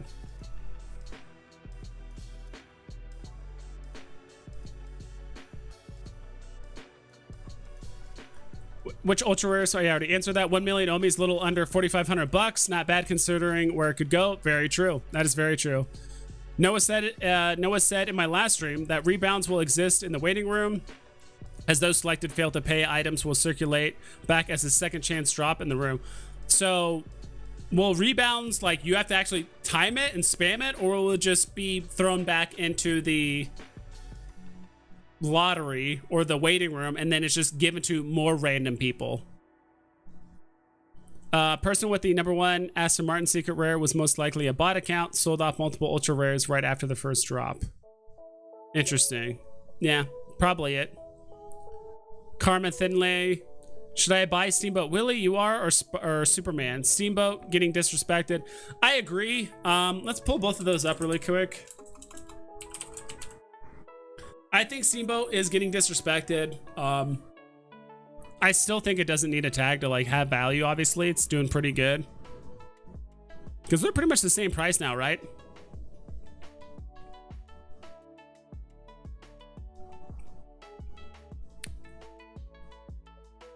Karma feels like it'll go a little bit lower. In your opinion, gem squeeze over, or is this just a dead cat bounce? I think it's a dead cat bounce for the most part. The market's going to be doing this a little bit, you know, oh, there's an announcement, or there's a big drop, or like people are getting tired of waiting or whatever, but like we're not going to see these upper levels of stuff until MTL's out, in my opinion. I know I say that like literally 15 times a stream, but I have to say it. Yeah, Superman, all-time high of 4K. You know, let's take the average, like a little bit closer to here. 66666. Let's say that.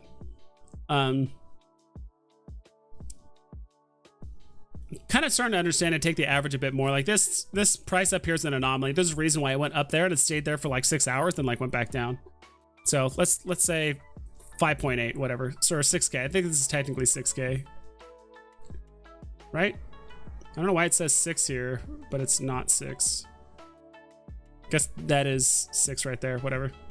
So Superman listings are at 1,086, and like that's the other thing too. Actually, the Steamboat Willie also has less total mints than this, which I think mint numbers are starting to matter less and less and less, unless you're really, really low, like Ben Riley's ultra rare. Like we're talking, you know, we're hovering around 600. Like that's not insignificant.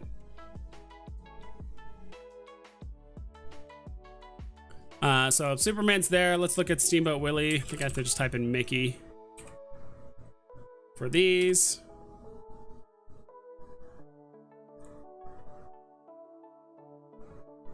Playing video games and listening in like this is a podcast. Nice. What game are you playing, Veve, in 3? Which game are you playing? Are you playing?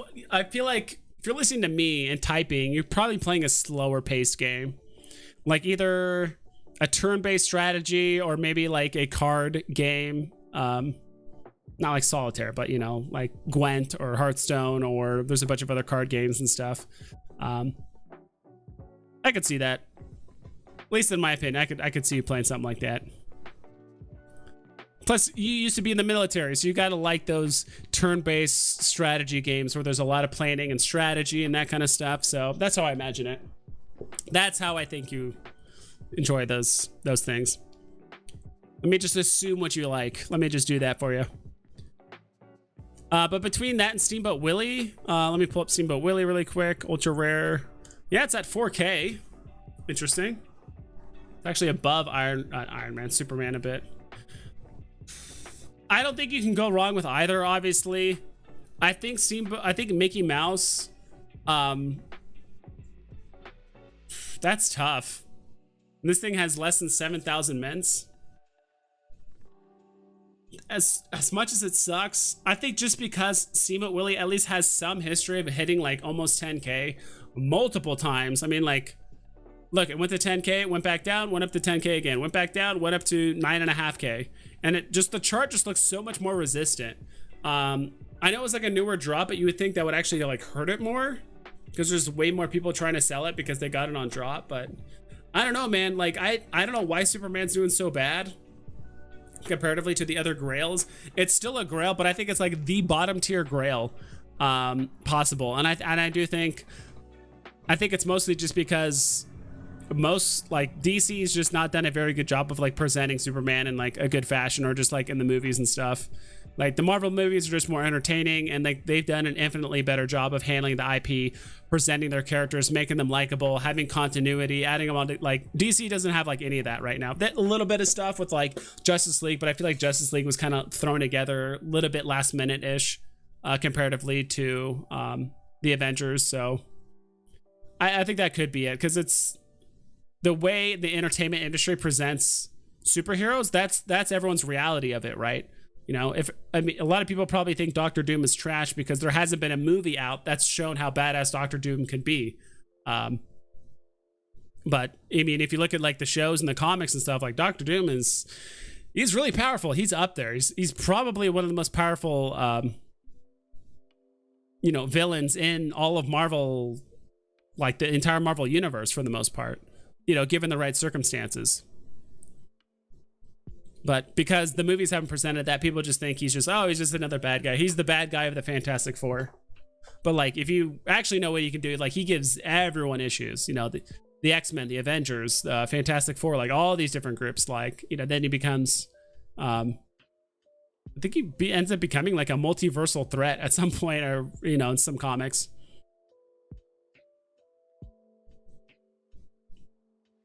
Let's see. I think Steamboat, because the realization on non-FRA, that might be a mistake because it's still Steamboat, which is iconic. So A. I think so too. I would say Steamboat, to be quite honest, between the two. I'd probably say Steamboat. I think it could run a little bit higher, faster. But who knows? If Superman does overtake like Mickey Mouse and holds that position, it would take a very long time, and I feel like we have to have a lot of the right collectors that are like obsessed with Superman / DC to really get on board with like hodling and buying a bunch of Supermans and hodling all of them. So that's just my take. I'd probably say, I never thought I'd say this, but like probably altogether now Mickey. That's just my opinion, not financial advice. This is a lot of money, so I would run it by someone else. But just looking at the charts, for the most part, yeah, that'd be my take. 2024 is the projection. Yeah, I've read that. What collectible would you say resisted the dip the best? So collectible, not comic. And other than like even the hyper grails, like Secret Rare Spider-Man and Walt, like went down a decent amount. I don't know.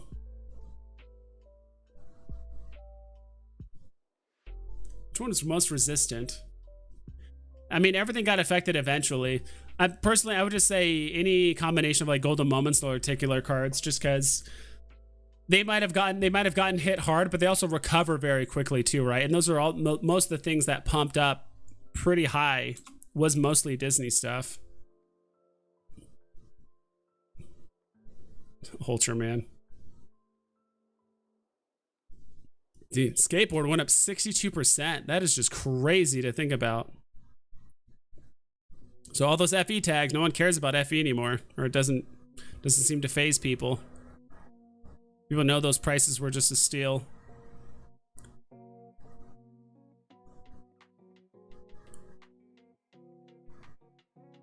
Yeah, surprisingly, like, even though you don't see it too often, but the fact that it's like, we're scrolling down the list of the top gainers the last 24 hours, it's like Golden Moment, Disney card, Golden Moment. Yeah, we can also throw in Marvel too. I mean, there's also a few more instances of Marvel, but if we're just talking across the board, like the things that are the most resistant and or can recover the best during gem squeezes has been Disney for the most part. I mean, Marvel has done a pretty good job. There might be a slight delay with stuff, or maybe it won't recover as well, or it'll start dipping before that. But like Golden Moments, I would say just across the board. But like one specific NFT, I can't point to like one specific NFT that's been the most resistant, other than maybe some Secret Rare comics. Like just the top 6 Secret Rares have been like really resistant to this market. Mr. Planet Profit. R2D2 doing well this dip. Also Mickey Mouse hat, not bad at all. Yeah, I bought Mickey Mouse hat at a high point, unfortunately. I didn't see the FE tag really choke slammed the price. People just like panic sold that off, and then on top of that, We got I think shortly afterward we got the golden moments announcement, right? I believe. So that exacerbated the dip even more. So I'm not too worried. Like, I bought my hat at like 4.3K, which is really high. But everyone has stories like that. Believe it or not, pretty much everyone has. A lot of people bought during February on the way down, thinking that, all right, this is the bottom. This is the bottom. This, you know, I'm going to buy the dip. I'm going to buy the dip. I'm going to buy the dip. I'm going to buy the dip, you know, starting to sound like, you know, GameStop AMC, right? I'm gonna buy the dip. I'm gonna buy the dip, and it's like, oh wait, this is not stopping. I think this is a rug pull, you know, or pump and dump, but this is, you know, not the case. Bullish on all Disney for sure, though. Yes, just sold Pizza Planet truck for the Donald Daisy and made an extra 200 gems. Thanks for the info. I also believe Donald will pump later. Also, it's a FA. Yeah, I mean the FE thing, golden moments doesn't really matter, but I get what you mean. The double FA is important. Or it's definitely notable, and I do think Donald is more popular than Pizza Planet truck. So, and if you have 2 extra gems to spend, that's awesome. Yeah, just use those for drops or buy something else. So, also I must say Scott Tolleson Dragons did not dip that much considering he's an independent artist. Interesting. Maybe these didn't have a lot of room to move. I don't know. Just I'll rotate it back in. Skyrim again. Please help me, please, dude. Isn't that game like 12 years old? How are you still playing that? You might as well just play Mario at this point, dude. That game is so old. I gave that I think you would really like Veve 3.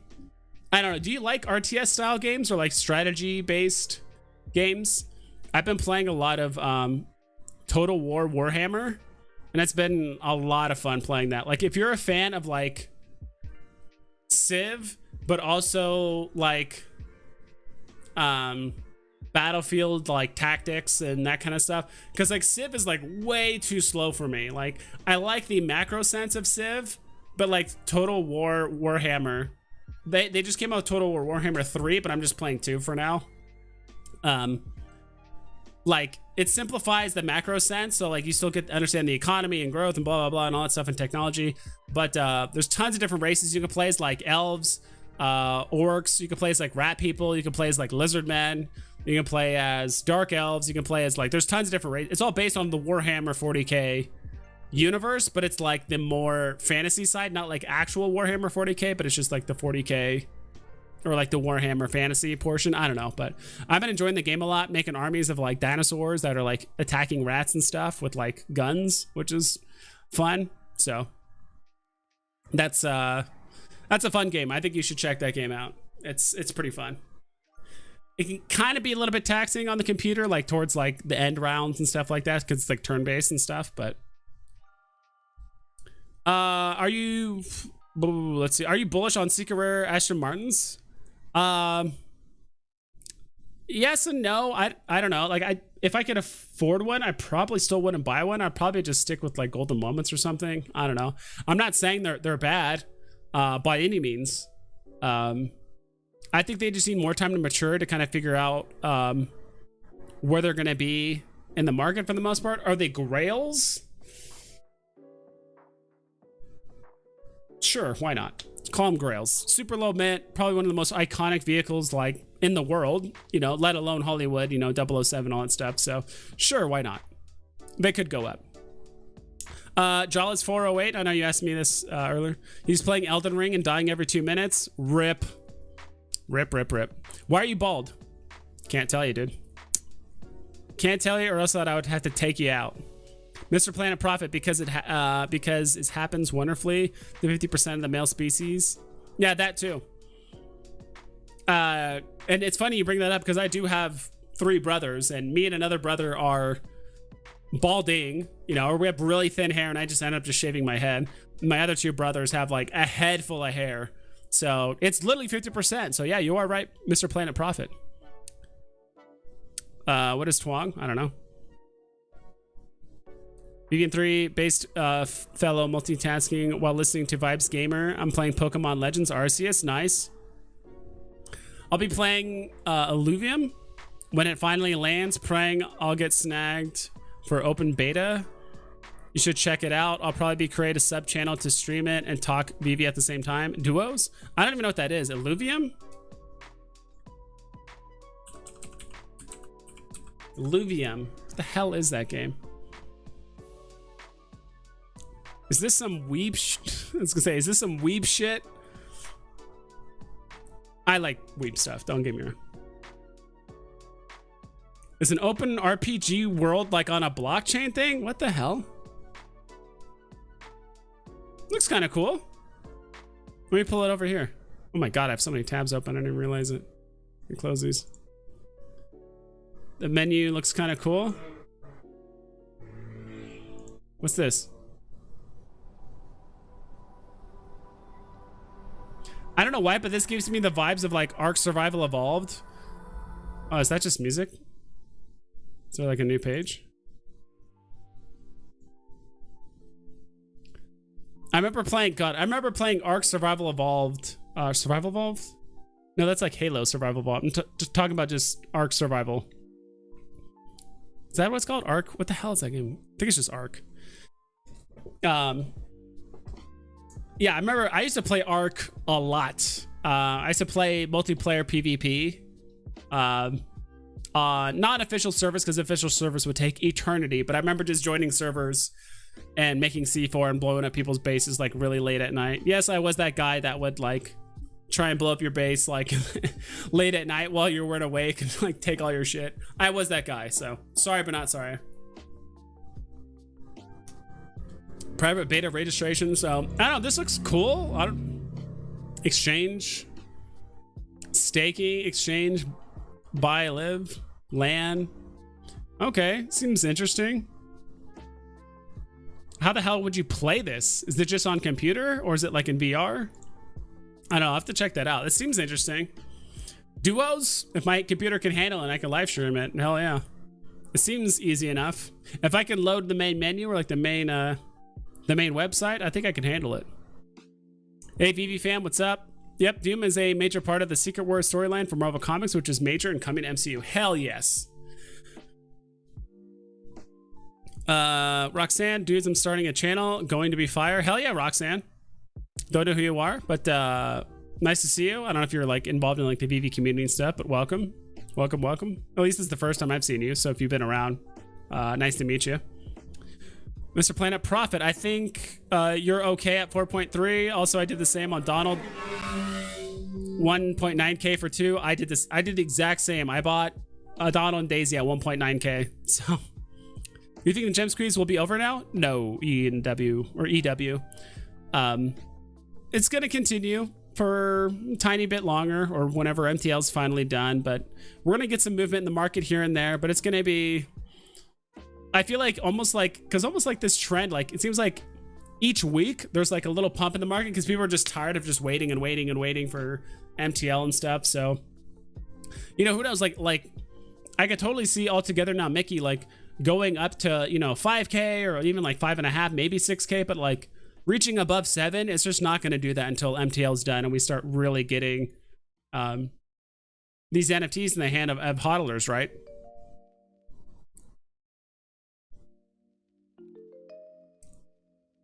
What would you buy with 8K in gems? Interesting question. Let me catch up with chat and I'll answer your question, Outdoor Fishing. I promise I'll answer your question. Just let me catch up with chat. And plus I might get some ideas in chat as well.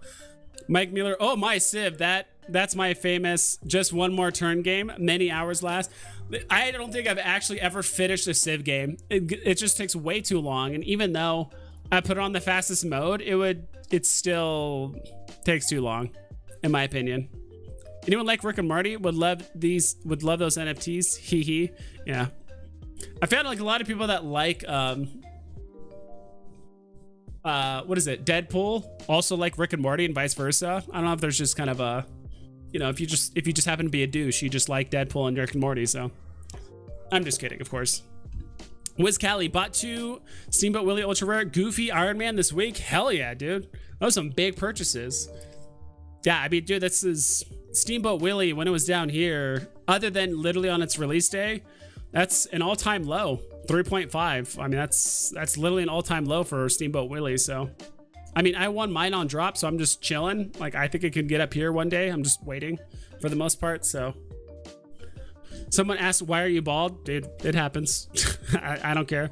Just because I look like an emoji, right? My head looks like an emoji, like an emoji face. That was me. Yes, I'm in for a loom. It looks awesome. Okay, I'll have to check it. It's a AAA game where you collect creatures like Pokemon. Only the creatures are NFTs. Check out the dev team. It's insane. Okay, dude, that sounds really sick. I wonder if you're able to to read comics. Oh my god, I should not be talking shit like that. But dude, yeah, dude, if you got early access in that, like, I think it cannot be understated the importance of getting in early in games like that, especially that involve collectibles, trading, anything like that. Like, there's so much novelty with getting, you know, the first creatures in the starter area or this or that, especially if there's only a limited amount of them. Like, I can only imagine that's every MMO has done that, right? Like, you look at WoW, there's the Swift Spectral Tiger. When you look at Team Fortress 2, there's like the Burning Team Captain and a bunch of like the you know, the first season. I don't know if it's the first season, but the Gen 1, the first generation of unusual hats that came out. Like, those are the most expensive. Like, it's all the earliest shit, the most original stuff that came out first. Even though it's low res, low pixel, whatever, like, people still want it.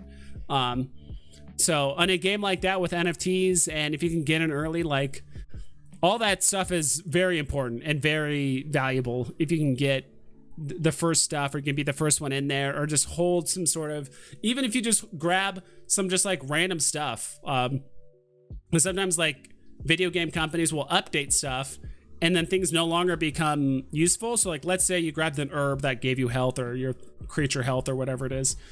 You never know, like 6 months or maybe even like 2 years later, you know, after the beta, or not after the beta, but like, you know, after they do that, if you just have a huge stack of those herbs and they're like, by the way, we're not using herbs anymore, we're just using potions, but people that did have herbs, we're just going to leave that. And like, all of a sudden those herbs become a novelty item because they don't exist anymore. Like, no one can use herbs anymore. You can't farm them, you can't use them, you can't do anything, but just having them in your inventory, you could sell them as like a cool collectible or like a novelty item. Like, that shit like that happens all the time in video games.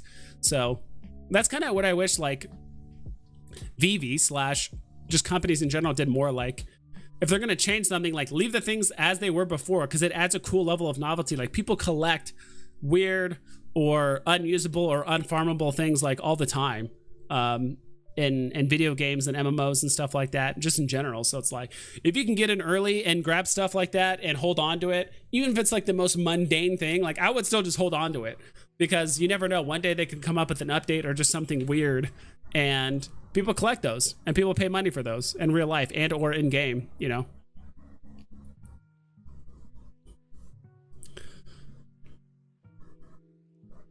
Do you think there'll be gamification for the Marvel Mighty? The gaming app, Marvel Strike Force, has about 13.7 million downloads with only 3 villains on Veve. It looked like huge upside for rent. Possibly. The whole renting thing is kind of hard, because it's like, the reason why Marvel Strike Force does well is because it's free to play. I'm assuming if you just put in enough time into the app, you can unlock most, if not all, the characters if you just put enough time, or you can just pay to unlock them, right? Or to speed up the process or whatever. But with something like Veve or the gamification with Marvel Mighty, so at least the way it's currently set up, you know, there's only hold on.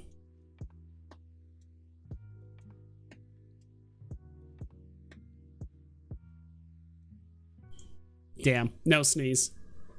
Thought I had a sneeze.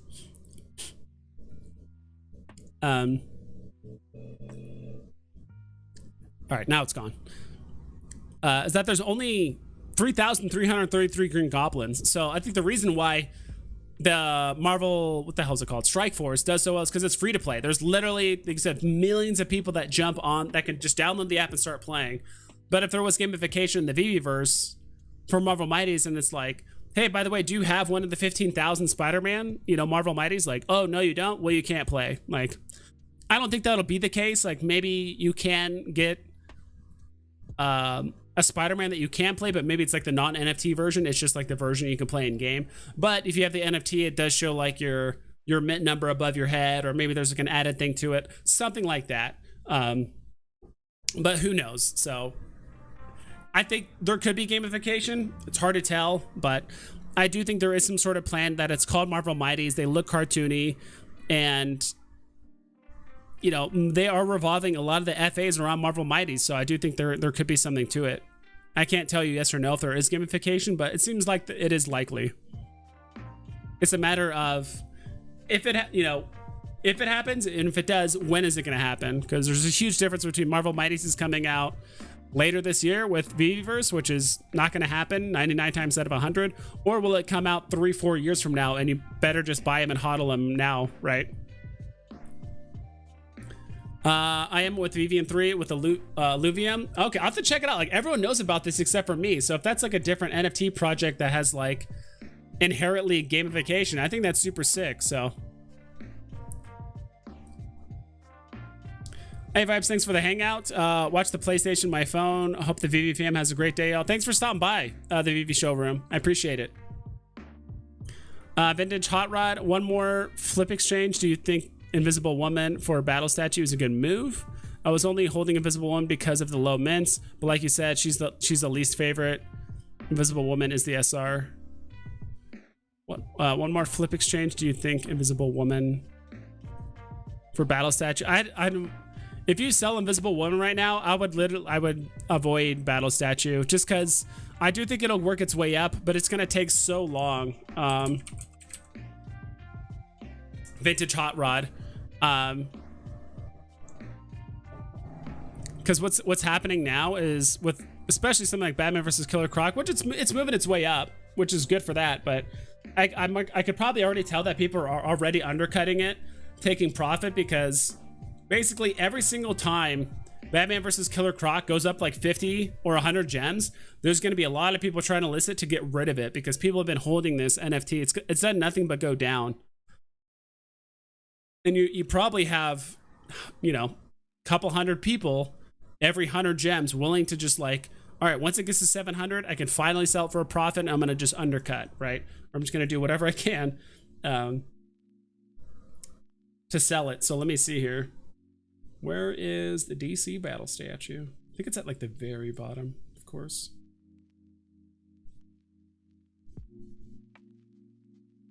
And there's nothing really special about the battle statue, to be honest. It says FA, but it's FA of Killer Croc. And, you know, people have been trying to give it additional value. Okay, as you can see here, like the second it went to 665, there's already 4 people or 5 people that undercut already. So I think it's kind of done pumping for now.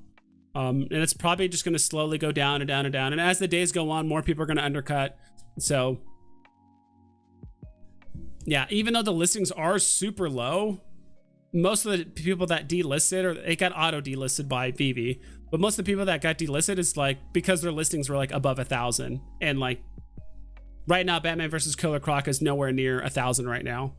So even though all those listings disappeared, like the floor is still just there. So personally, I wouldn't do it. If you were to sell the Invisible Woman, because she's at what, like 800 right now, I would buy a lenticular card. I would buy literally any other Batman. I legitimately think literally buying any other Batman is better than Batman versus Killer Croc right now. You know, buying stacks of something or whatever it is. You know, you can get Spider-Man's. It doesn't really matter. That's my take, Vintage Hot Rod. So I know what you're probably doing, and I used to do this before too, don't get me wrong. I would go on ecomi wiki, just look at the highest point, like, whoa, Batman versus Killer Croc was at 1,700 at one point. That must mean this thing has another 1,000 gems to grow, and I can just buy it, and eventually it'll go up here. True, it probably will go back up to 1,700, but it could take, you know, 5 months, 8 months, 9 months, a year. Who knows how long it's going to take? But because people bought it for so high so early, it's gonna have to fight twice as hard to go back up, because I mean there's gonna be some people hodling, right? Some people are just gonna hodl till it gets up and above whatever their price was and they can sell it for a higher profit. But there's also a lot of people I know, this one caught a lot of people off guard, and some people are just like, I bought this at 800 gems, 900, 1,000, 1,700 gems. I know a couple people that said they bought this for 1,700 gems. You know, someone actually bought a low mint, it seems, for 4,500. That's sketchy. I don't know about that. But yeah, so someone, but yeah, the battle statue's just super low right now. And as it's going up, people are going to try and sell for profit, which it just means it's going to have to work 2 or 3 times harder to go up in price, because like every single time it goes up, people are going to try and sell for profit. Not saying that other NFTs don't deal with that too, but just not nearly as much. So I'm assuming that that's what you're doing. I could be completely wrong, but I used to do the same thing too. I'm like, whoa, this used to be really high. It has a lot of room to grow. Let me buy this. But that's my take on it. But this is kind of what I've learned when I've invested in NFTs that look like this, especially independent artists. You know, when you see independent artists like, oh my gosh, this is selling for 1,000 gems at one point. I buy it and I'm like, why is this like still going down 3 weeks later? Because no one wants it. Brandon Babcock. What do you think? What do you think are the best value plays in the market? As of right now, everything already pumped. So if you're trying to buy like the absolute bottom of everything, like right now is not the time. But if you don't mind, if you're doing long term, anything Disney, anything Golden Moments, you know, Spider-Man's, like those are all great. You know, even some of the Batmans are fine right now. Like given enough long term, those are fine for the most part. So I'm biased. I'm not a huge fan of most independent artists. I know the Givenchy stuff could do pretty well. XL Apes could probably do all right, like off app, and this is mostly like off app stuff, right? Some of the 2D art could do well. I'm not entirely sure, but I'm kind of more privy to just sticking with like Marvel, DC, and Disney. Like, to be quite honest, mostly Marvel and Disney. To be honest, Deadpool movie, there's funny parts, but not a big fan. Oh, interesting. Okay.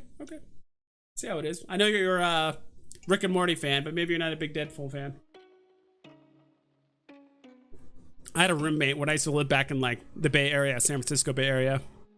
He had a tattoo of Deadpool on his calf. He named his cat Wade, like Wade Wilson, and he loved Rick and Morty. And I met a few of his other friends that are like, they all love Deadpool.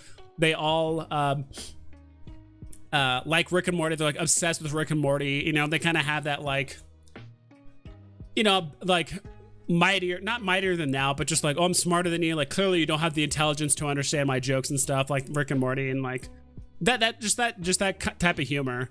And I'm trying to remember. I remember seeing a Reddit post that perfectly explained kind of how I feel. Not exactly how I feel, but it's like, I like Rick and Morty, but I hate their fans. It's like, I like Rick and Morty, but I hate Rick and Morty fans, which is like, yeah, true. I could totally see that sentiment. Like, people made it like a cult classic, and people like, I know it's part of the joke, but people take it like way too seriously. Oof, Daisy and Donald back at 1K for a split second after the 007 drop. I was thinking about picking it up at 1200. Glad I waited. Yeah, I think this pump, like, people are saying like, oh, is this going to be the recovery of the market? I'm like, dude, this pump could last like 4 hours and then just go right back down, or it could last till, it could last till maybe the end of Sunday. Like, who knows? But as of right now, at the end of the day, we're still in a gem squeeze. People are still just trying to make any profit they can, and just basically just try to write off the hype of, the Aston Martin drop and some other stuff. So, the hell? It's not right.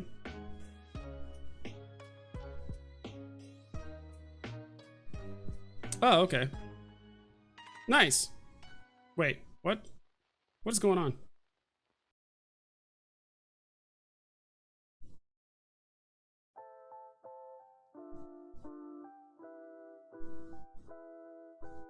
Okay. Something's weird happened on my phone. I sold one of my Captain Americas. It was just being weird. Like, it was, I would open it and it would say, I'd open my other Captain America and it said that it was like sold out, and like it took me to like the store screen. I'm like, what the hell is going on? It was super weird. I should have remembered to show you guys. Yeah, I sold one of my Captain Americas. So I bought it at, let me show you guys. I literally did this today.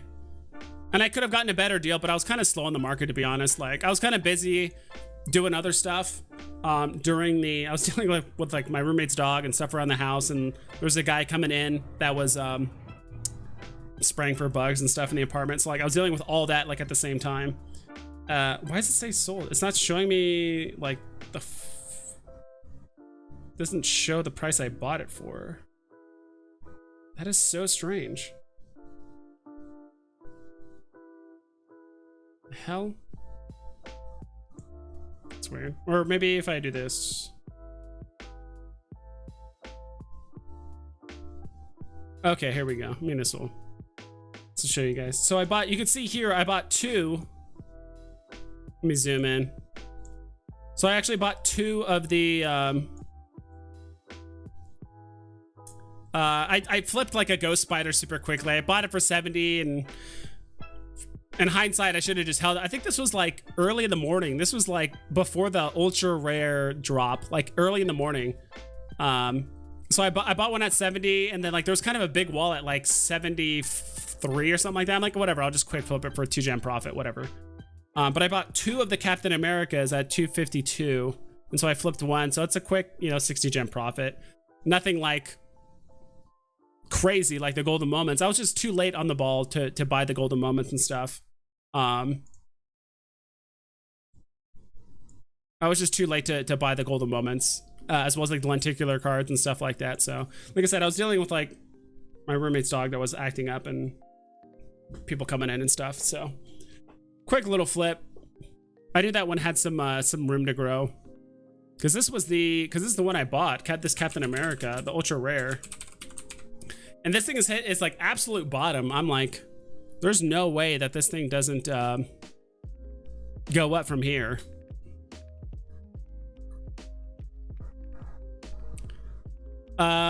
Dane Liska, I'm in Toronto. I thought it was quite interesting. Ovo/Drake partnered with Disney to do a Mickey, Donald, and Goofy collab for a massive merch drop a couple of days ago. Off topic comment. No, that's very relevant. It just shows how big of a deal Disney is, and like there's a reason why they did Mickey, Donald, and Goofy, right? Like it's not like those are no-namer characters in the Disney community. Like people know those people, and like Donald's a big deal too, right? So So 645 for the Captain America ultra rare. But yeah, so I bought it at there was 2 listings at 225 or 525. And I'm like, dude, this is no way. It's hit its bottom. Like this is its cheapest it's ever been in the last 4 months. And there's been people buying it for around that price or even more than around that price. I'm like, this is its absolute bottom. So debating on whether I should just sell the other one right now, just undercut and just make another 60 gem profit. Cool. Why my hands be dead? I probably will, to be quite honest, just to get rid of it. So that way I can get an extra, roughly 600 gems in my account. So then I can go up to 1600 gems, or 1500 gems. Or maybe I can make a move on a golden moment later, a couple days from now. Because I do think later tonight, as well as tomorrow, people are going to realize that there's people listing stuff, people are undercutting, and that's just going to get exacerbated. So I think this is going to be a short-term pump, and we're going to have I think we're going to have a lot of these between now and MTL. A lot of short-term pumps that things go up 15, 20, 25, maybe even 30%, and then we're going to ride that for a few hours or for half a day, and then it's just going to go right back down. People are going to start undercutting again. So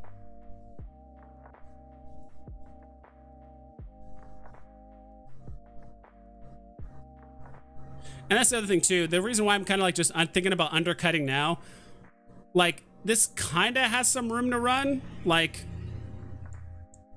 this is kind of another reason why I would love to see how many NFTs are actually bought hour over hour, or even how many NFTs are bought in a day. So like if I'm looking at the listing like this, I'm like, okay, there's like what, 11 listings between 645 and 850. Like, oh my God, that's a 200 gem swing. But I mean, someone's gonna have to come in here and buy 11 of these.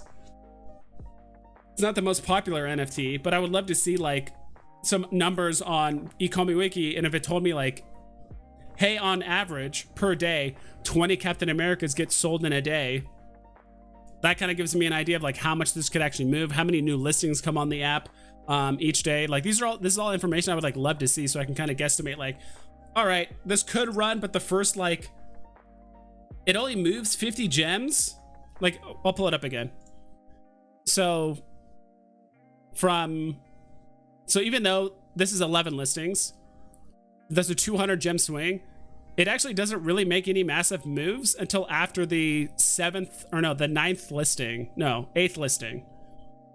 So the first 8 listings, it's only a 50 gem swing. But then the next 4 listings, it's a 150 gem swing, which is obviously a big deal. So could I hold and wait? I just don't see this running all the way up to 850. I just don't see people on the app being like, all right, oh my God, Captain America is at 850. I need to buy it. Like, I don't even think it's going to get that high. I think it might push 700. Like, it might push up to here. Maybe 800, but I don't know. I just don't see it just running that high. Like, I think people would rather buy other things, including lenticular cards or Spider-Man and that kind of stuff. So I'm going to do it live on stream. I'm just going to list mine here. Not live, but I also got a Jason Fabic too.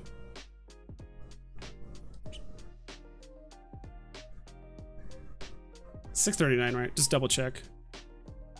Double check. Okay, $645 is the floor price.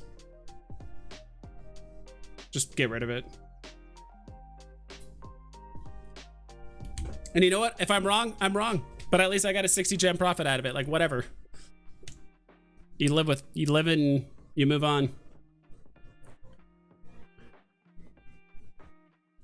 Cool kids, what's your favorite hairstyle? When I was younger, I used to have my hair, I used to have like my hair down, and I would have like the little flip in the front, you know? So I'd like get gel and I'd put it down and I'd put gel in the front. So I had a little flip in the front. Classic 90s, like classic like 90s / early 2000s like haircut that I rocked for pretty much all of middle school. And maybe for like a portion of like my freshman year, but then after that I kind of gave up. I just let it just hang down normally. And I had a decent amount of hair back then. I didn't start like, my hair actually didn't start like thinning and start going bald until I was like 23, 24. I did notice when I used to play football in college, when I wear my helmet, I would take my helmet off. I did notice that like there'd be not a significant amount of hair like on the inside of my helmet that was kind of like still on like the padding on the inside, but I did notice like I would take off my helmet. I'm like, gosh, like why do I have so much hair coming off of my head while I'm playing, you know, football or whatever? And I thought like literally like the helmet was just too tight, or it was like just maybe it was just taking out too much hair. I'm like, I was asking my teammates, I'm like, dude, do you guys have like a ton of hair that come out? They're like, no, not really. And I'm like, maybe I'm just fucking going bald. And so that was the case. I was just going bald. So yeah, that was the case. Steamboat Willie dropped to 29.50, missed it, caught it at 31. Hell yeah, currently at 4,100. Is it really at 4,100 right now? I still got my Steamboat. If you guys are trying to add me on Veve, I still got my Steamboat Willie listed right here for 9.9 million. So it's at 4,300. Let's go, dude. Steamboat Willie running. Finally getting the respect it deserves. Whoever asked about Steamboat Willie earlier, I really hope you bought it because I think the price was at, what was the price at when he was asking earlier? Was it at like 3.8 or something? Or unless that was actually you. Whoops. Wiz Cali, that's awesome, dude. Hell yeah, dude. Steamboat Willie finally getting the respect. The two NFTs that need more respect, Steamboat Willie and Wally. Wally is Grail tier. People really like that thumbnail I did about and I need to do more of these tier lists for NFTs, but a lot of people thought it was funny that I put like Wally at S tier and all the other golden moments at like F tier at the very bottom. I thought that was kind of funny. I think James Bond card sold for 1 million. FE, I see the new owner. Can you check, please? Is there a new owner? Let me see. I don't think there is. Or he might be just trolling and transferred it to someone else. Because a lot of people say he was botting, or that's a bot account. The person that won the yeah, it's up right now. That's the number 7. Oh, what? You guys see this? That is the number 7 mint. Who is this guy?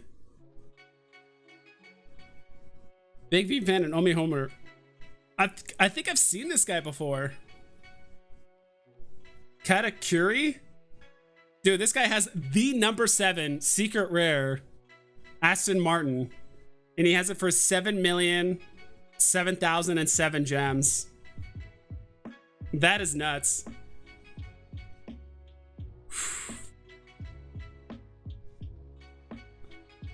I'm gonna take a little screenshot of that. That's crazy, dude. I'm gonna take a screenshot down here too. Dude, this is actually like history right here. Like, I'm actually taking a picture. I mean, I'll probably look back at these screenshots a year from now and be like, dude, oh my God, remember when this was on the market until someone bought it? I don't think anyone's gonna buy it for 7 million, but he is sure as hell is gonna have people approaching him and be like, I see it on the market. How much do you want for it? Also do it here too. I'm taking screenshots of all this because, like, probably never see this again. I think I took a screenshot too of the number 1. So I saw the number 1 and the number 7 on the market. Dude, this is nuts. Sorry, I should actually move this up here. That's crazy.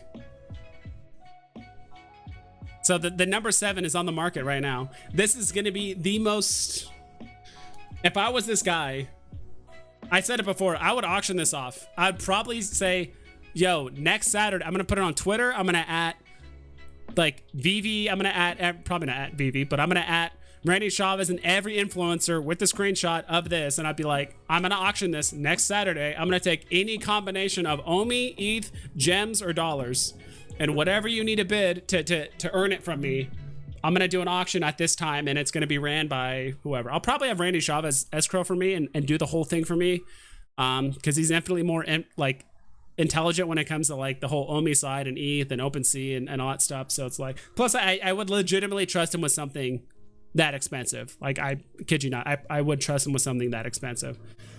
And as much as, like, you know, no one's gonna buy for 7 million. Like, no one even has 7 million on the app, right? But someone's like, well, just put it up for 100,000. It's like, yeah, you could maybe get it. You could probably get it for 100,000 on the app, but it's like, but there's probably someone out there that's willing to spend $250,000 in, you know, 50,000 in gems, 100,000 in Omi, 50,000 in dollars, and then maybe another 50,000 in Ethereum. Like, why not leverage every version of currency possible to make sure that they're giving you the best deal possible? Because, you know, no one has, like, just imagine nowadays, like, no one has all their money in cash. Like, people have it in bank accounts, different accounts. They have it in stocks. They have it in different cryptocurrencies. Like, people have their money spread around everywhere. So that's how I would do it personally. And I would do it sooner rather than later to ride the hype. And on top of that, good publicity, right? I'd hopefully get a lot of subs and followers and people out of it. And Randy would get a bunch of publicity out of it.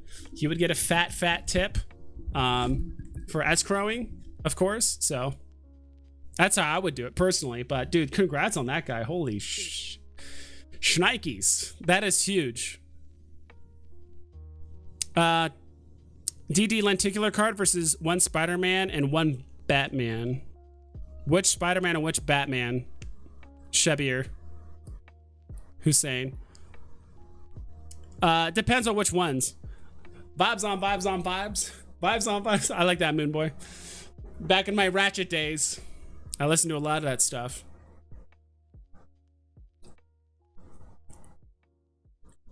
A lot of Roscoe Dash, E40. Yeah, that was when I played in college. That was a culture shock, to say the least. I listened to like rap before in high school and stuff like that, but I grew up in not necessarily like the country, but somewhat. I think it's not so much a pump, but a blip where tons of people offload their 1,007 gems after filling the drop. Exactly. Veve and 3 summed it up pretty much perfectly. People that didn't win the drop went and bought something else, right? Oh man, hope you don't hate me for what? Why would I hate you? I don't know. Maybe you said something to upset me. Should I be upset? All right, I'm upset now. You've convinced me. I'm upset with you. William Peartree got SR Aston Martin at 44 tonight. A lot of people got it at 44. That is really interesting. I don't know why so many people got the rebound at 44. Was considering flipping for a Steamboat Willie ultra rare. Missed the boat, perhaps. On rebound, was considering flipping.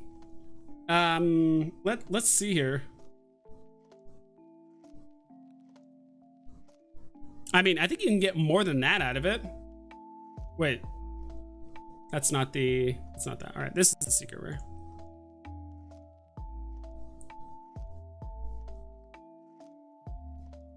Let's see. Organizes by low mint, and we got 2 low mint people in here. That's crazy.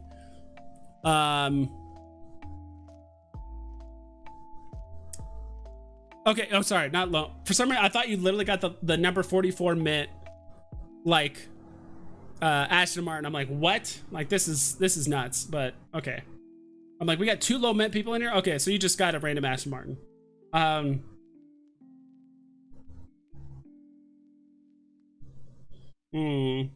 would too. This is really tough. Part of me says just hold on to it because it could go up, but then again, it could start getting undercut like pretty quickly. And to be quite honest, Steamboat Willie's not going to keep running. It's going to hit a point where people are going to start undercutting and all that stuff. Like that's just a fact. So it's not going to run forever. So it's already pumping. I bet you in 3 or 4 days, it's going to go right back down to like 3.8 or something like that. Like it's going to do it, maybe even lower. Like it could do it. So, you have a secret rare Aston Martin. That's awesome. I mean, I would not blame you if you sold it for a quick 6K, if you put it up for like 5.9K and sold it for 5.9K. Should you get an ultra rare Steamboat Willie, or is it better to get like, can you almost get R2D2 at that point? And to be honest, I'm not sure if R2D2, I'm not sure if Steamboat Willie is ever going to pass R2D2 or even C3PO. Should it? Probably. But Star Wars fandom is very, very big. So is Disney. Don't get me wrong. But Disney, people that as of right now, people that like Disney have a lot of options. They can buy the lenticular cards. They can buy the golden moments. They can buy Steamboat Willie, at least like the cheaper versions and stuff. But if you're Star Wars, like the only thing you can buy right now is R2D2 and C3PO, and that's it. Until they come out with more stuff on the app. But right now, I still think R2D2 is going to be the number 2 golden moment for a very long time. And I think Steamboat Willie is going to price itself probably somewhere around C3PO, Elsa, range, somewhere in that range where it's going to kind of go between those two. Because the second people can 1-for-1 a Steamboat Willie for an R2D2, they're going to do it. And to be honest, I would be tempted to do it myself. And if I could, I would, which means Steamboat Willie price goes down, R2D2 price goes up because I sold one and then I bought one here. So I'm undercutting to buy this, which means now they're pretty much just going against each other. So if that happens enough times, then you're going to get this. So Dino's here. I know you've been in here for a while, but I wanted to catch up on chat. Bought the common Deadpool you recommended yesterday for 80. Thanks a ton. Yeah, where's Deadpool at right now? Common Deadpool? Hi, Tony. That's what I'm here for, to help out. Dude, it's at 125. Let's go, dude. It's up 40 gems. Hell yeah. Mohammed, we should have a big Toronto Veve meetup. That'd be sick. I don't live in Toronto, but that'd be sick. You guys should totally do it and take pictures or do a huge VR thing, right? One of my roommate had a really good idea. He's like, dude, it would be so sick if you could like tether VR phones together, like in Veve, or if we could like connect our phones somehow. And like, let's say I'm putting up a VR. Let's say I'm doing not VR, but like, let's say I'm doing VR of like an NFT, whatever it is. Let's say it's Wally. And like, you could put up your phone and put it in a VR, and if somehow our phones are like tethered or connected together somehow, you could see Wally on your screen too, so we can like both pose with it or something like that on like 2 different phones, or we can kind of create a scene together, mixing both of our NFTs together to do a thing. I'm like, that's cool. That's probably never gonna happen, but that'd be cool. I mean, it's easier just to do, you know, Veveverse, right? I would imagine. Or just focus on that rather than some like inner phone play with connectivity and weird stuff. So, but I think that'd be kind of cool. Let's see. Yeah, but William Peartree. I don't even think I answered your question. I think you can't go wrong with either way, to be quite honest. If you sell it and you buy something else, it's going to go up in price. I do think the Aston Martin might go down a little bit more just because, again, gem squeeze. People are going to try and sell it for profit. But I do think it's... The Secret Rare is probably going to be a grail like long term. So... As of right now, personally, I'd probably just hold it, because even if you got 6K out of it, I mean, you can get some good NFTs with that, but getting a Secret Rare Aston Martin on drop, that's a pretty big deal. But do what you want. Like I said, I can't blame you for doing either. I mean, if you sold it and you got Elsa, Iron Man, and C-3PO, like, that's a very good stack for 6K. Like, that's very, very good. Anyone out there a Todd whale and want to trade me? I got some good offers. Good, high vibes. Yep. Look at Rizzo. You know, we'll take a little quick peek at Rizzo. See what he's up to. I do need to hop off here, guys, in probably like 15 minutes or so. I do love hanging out with you guys. This has been really, really awesome. But I do need to get off soonish. I need to go do some other stuff. Maybe 20 minutes. We'll see. I can maybe push it, but. Look at vibes. Ben Riley, ultra rare or R2D2? If you're looking for like consistency and like longevity, I would say R2D2. But if you want to possibly have something to like flip in like the short to medium term-ish and it's like really volatile, then probably Ben Riley. But overall, I'd probably say R2D2, to be quite honest.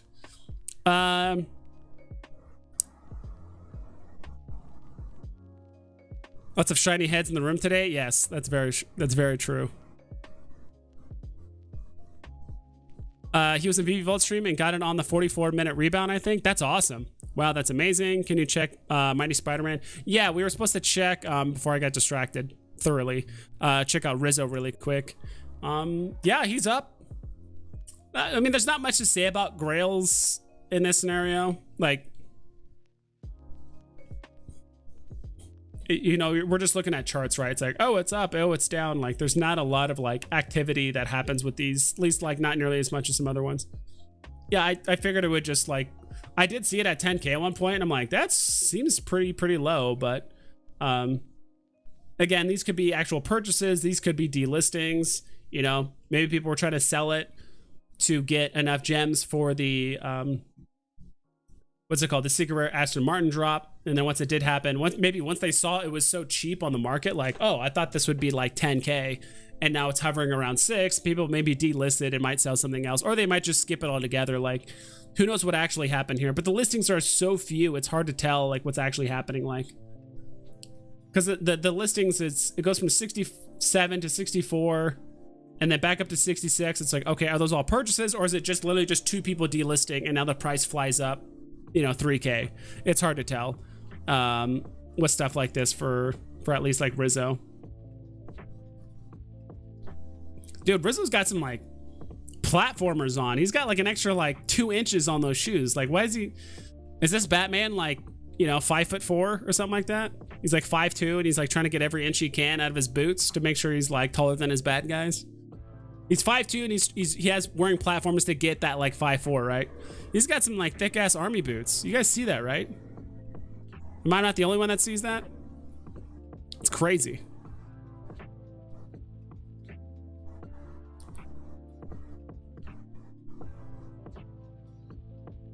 I got the 44-minute ultra rare Day of the Dead stamp for the same. Nice. Oh wow. Okay, I'm behind on chat. Okay, I'm not that far behind.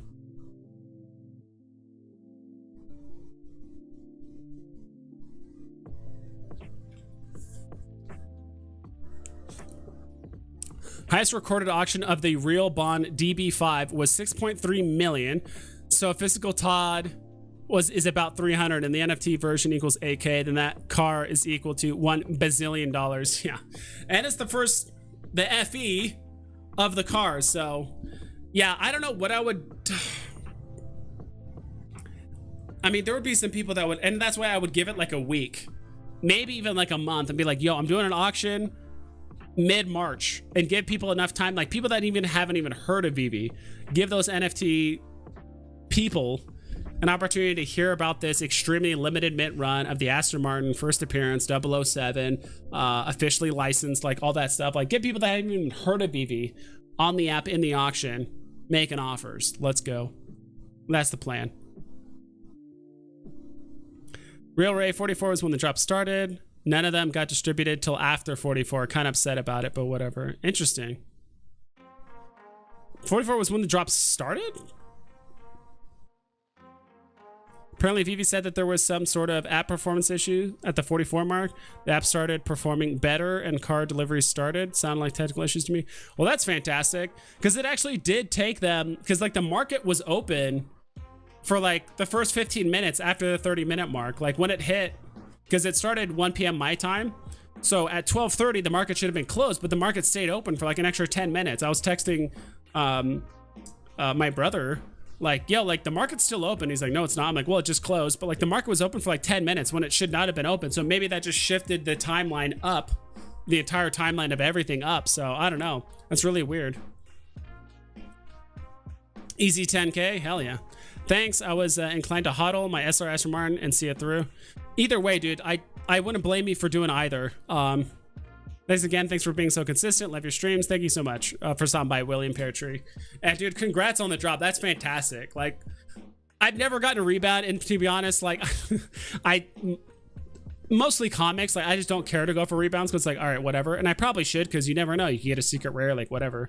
But there's some times where I'm just like, instead of being like this on my phone every 4 minutes, like I'd rather go eat or, you know, go do literally anything else. Go take a dump.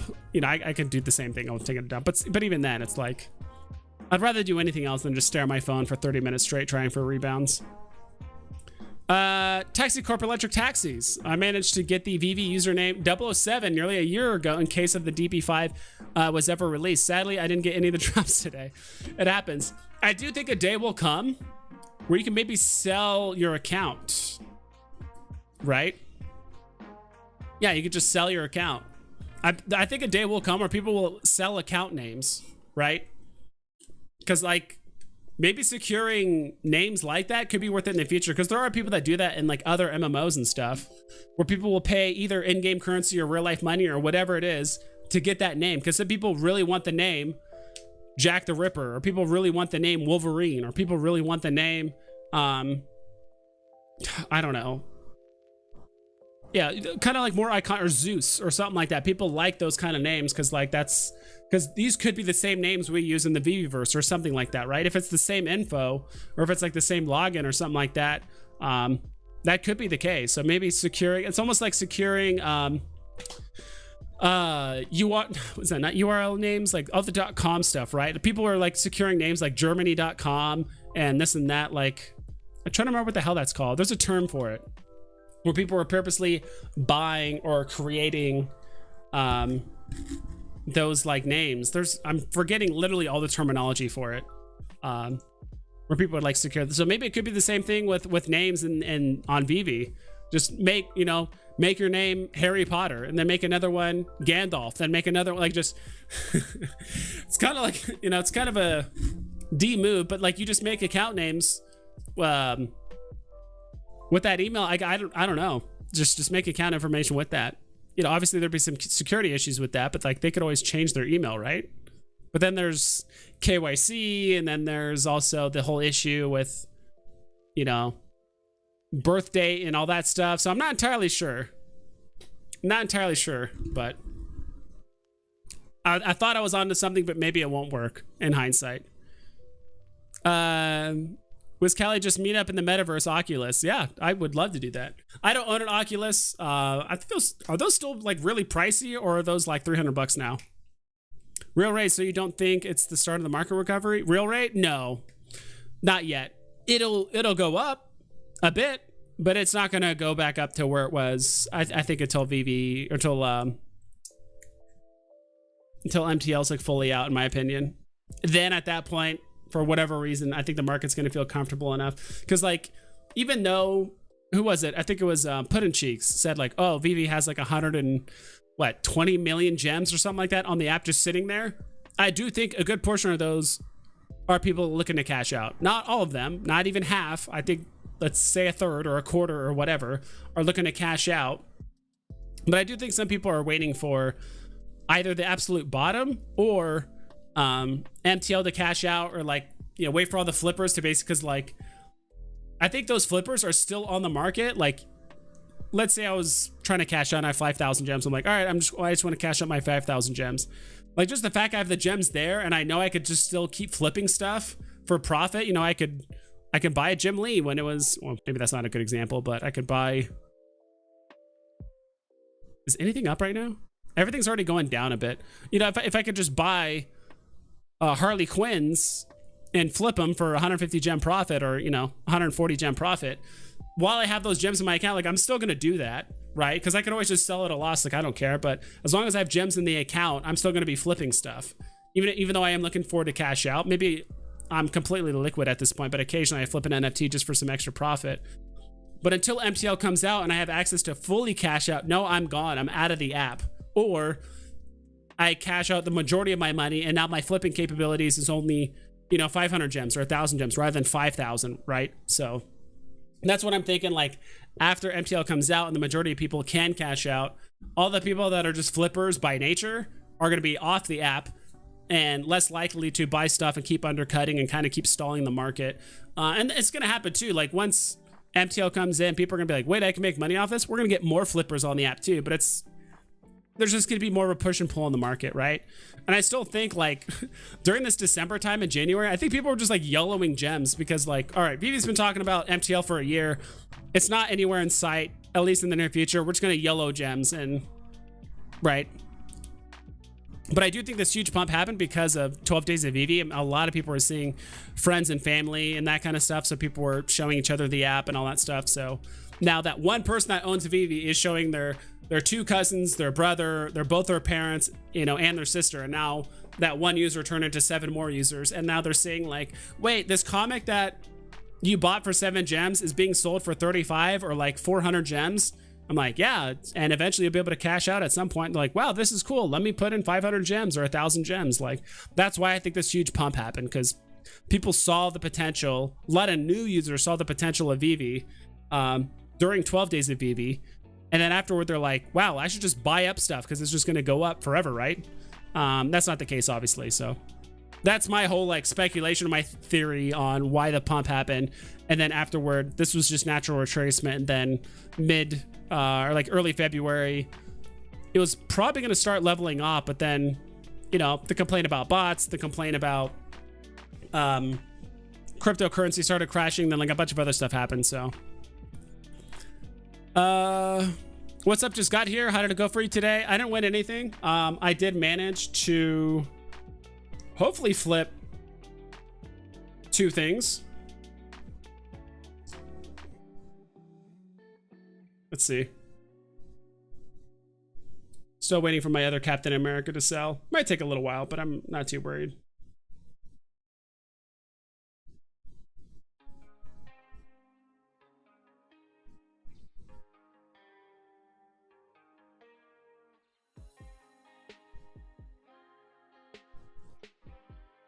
But no, I didn't get anything on drop, so I bought, what was it?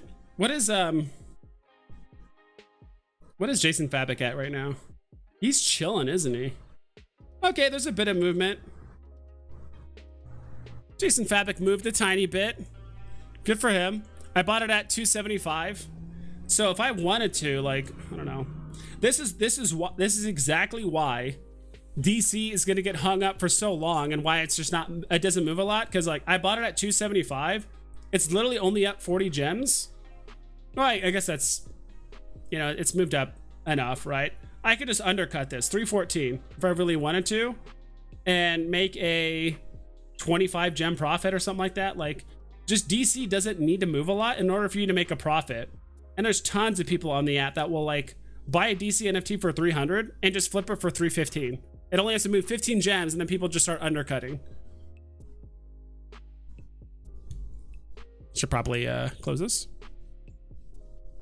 So yeah, I just bought. I was just kind of curious to buy something other than Disney. So I bought 2 Captain America ultra rares as well as a Jason Fabok Batman. Let's see. Got Marvel Comics #1 on the low. Hell yeah, Charlotte Ferguson. Marvel Comics #1 is the crown jewel when it comes to comics on the app. You know, of course, the secret rare is up there, but commons, that's awesome. I really been meaning to stack some Ultimate Fallout commons. Sleeping in Comics last time I was on here said, you know, stacking Ultimate Fallout commons is probably a good move at this point, especially since we might have some more Miles Morales stuff being pushed on like the MCU, and we still have yet to see a Miles Morales drop on the app, so that could push it as well. Abstract X, would you consider a 856 a low mint for an ultra rare Aston Martin? Probably not. It's not even in the, I mean, it's in the bottom 50%, but it's not in the, I would consider a low mint. Low, like low-ish is like low-ish is like bottom 20%. And like actual low mint, I would say is, you know, bottom 10%. And then like the lowest of the low is, you know, obviously bottom 100, right? Or yeah, bottom 100 or whatever. So I want to consider it a low mint. You might be able to ask for like a little bit above floor price just because it is a lower mint. Like let's say you are trying to ask for, let's say you are trying to sell it. I don't know, maybe it's just because it's so much. Yeah.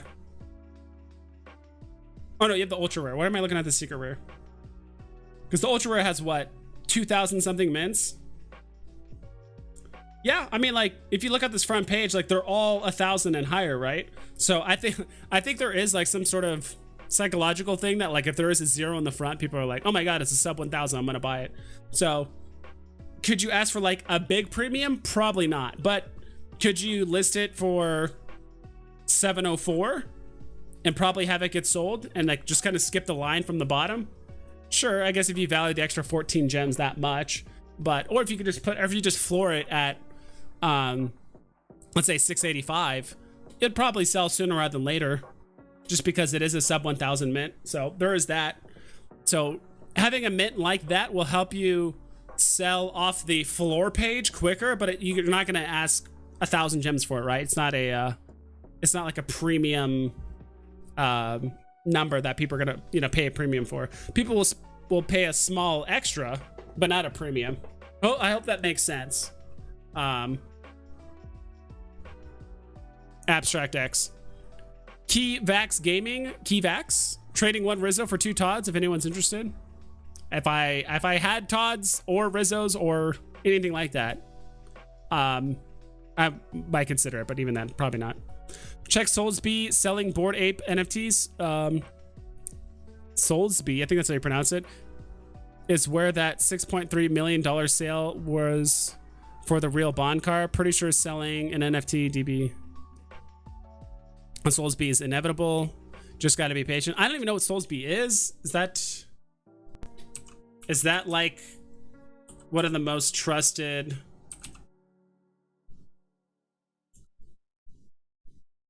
that like a platform where people? Okay, it's a broker. World's largest brokers of fine and decorative art, jewelry, collectibles. Okay. That's what I figured. I'm like, is it like a broker or something like that? It's like the most professional broker. Yeah, if that's the case, then yeah, that's probably the way to do it. Much better than just giving it to Randy Chavez, probably. But I don't even know what I would do with something like that. I would probably hire a financial advisor. Be like, I have this like thing that's worth more than what I've made since I've been alive. What should I do with it? Or how should I handle my finances if I did get it or whatever? So it just sold. I think it just got delisted. I don't think it got sold.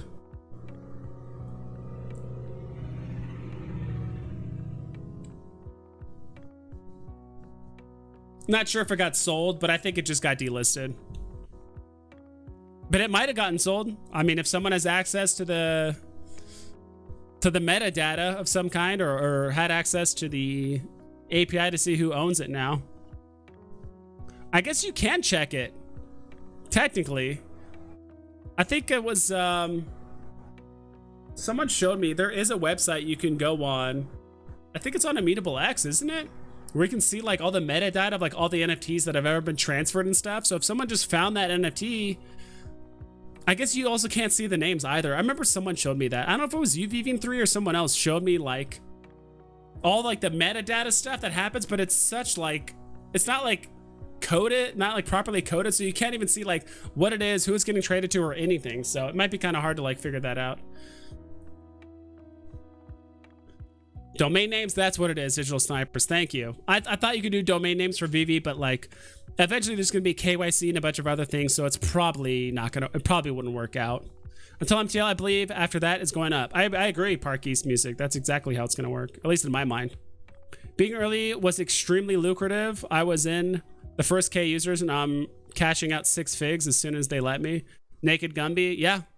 That's awesome, dude. So if you're able to get into projects like this, you know, that's why I'm kind of like that whole, what the hell's it called again? I should probably know what it's called. Illuminative, or no.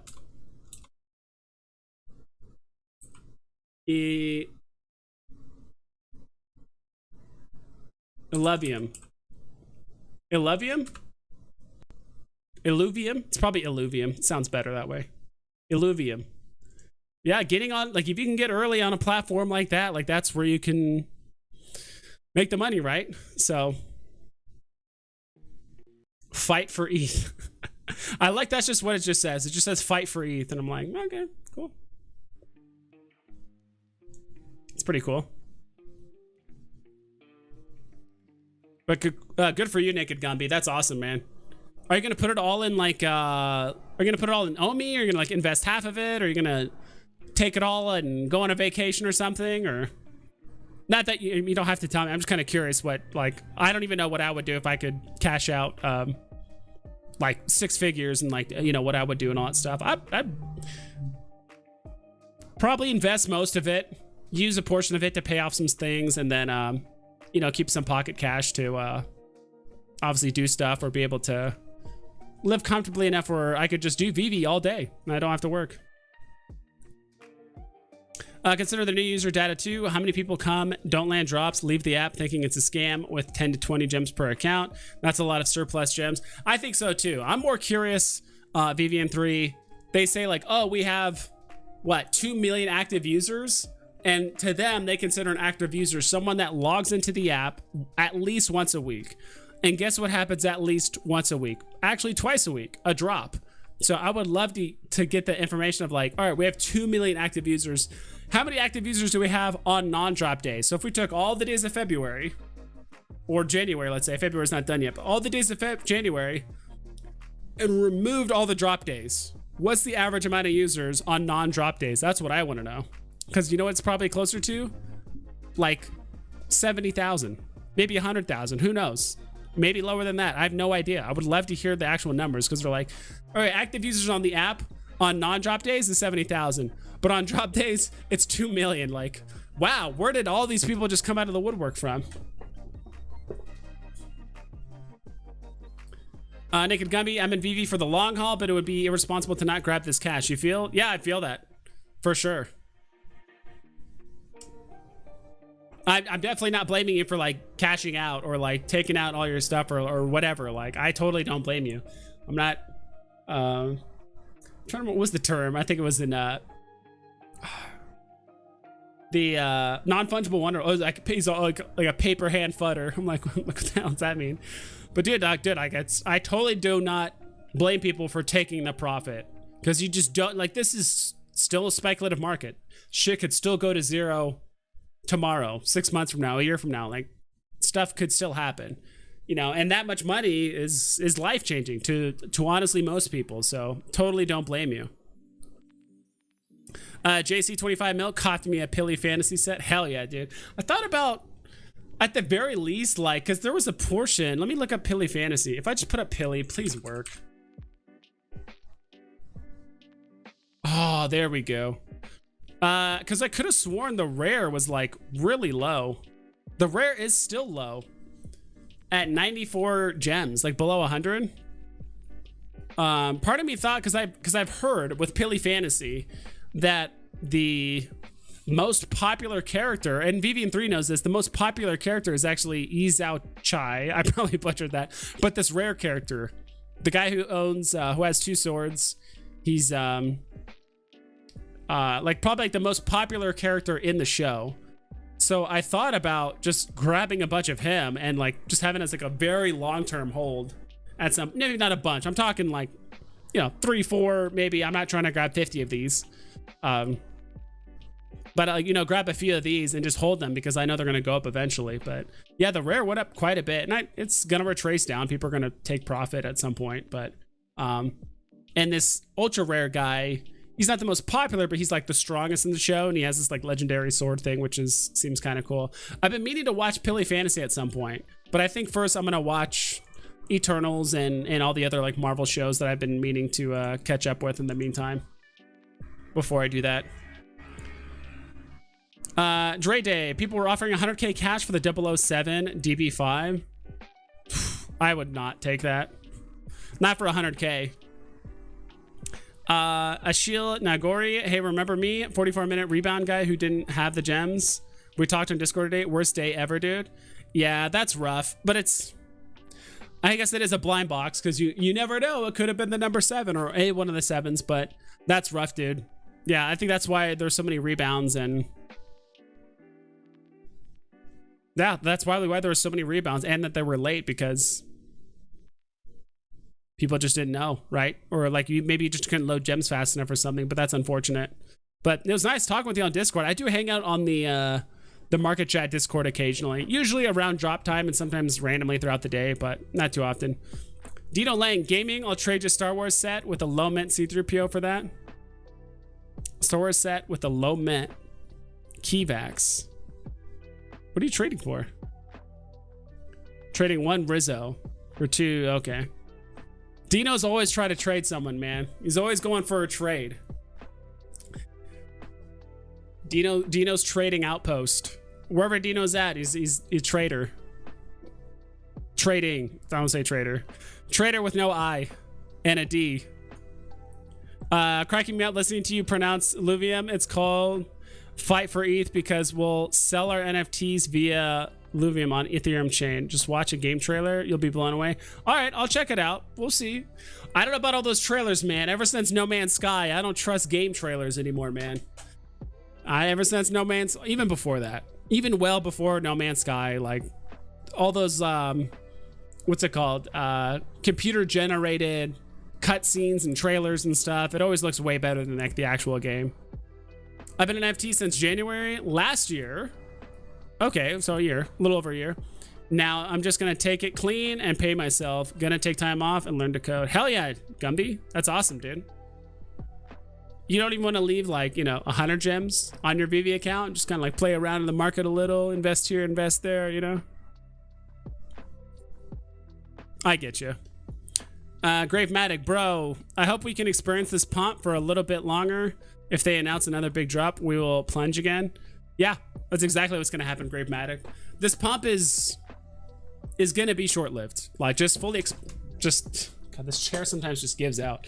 Just fully expect it. So this pump could only last, who knows, before the end of today. Could last till Monday, but you know, any kind of, like you said, any big drop will cause another small dip, and we're not going to get a full recovery until around MTL.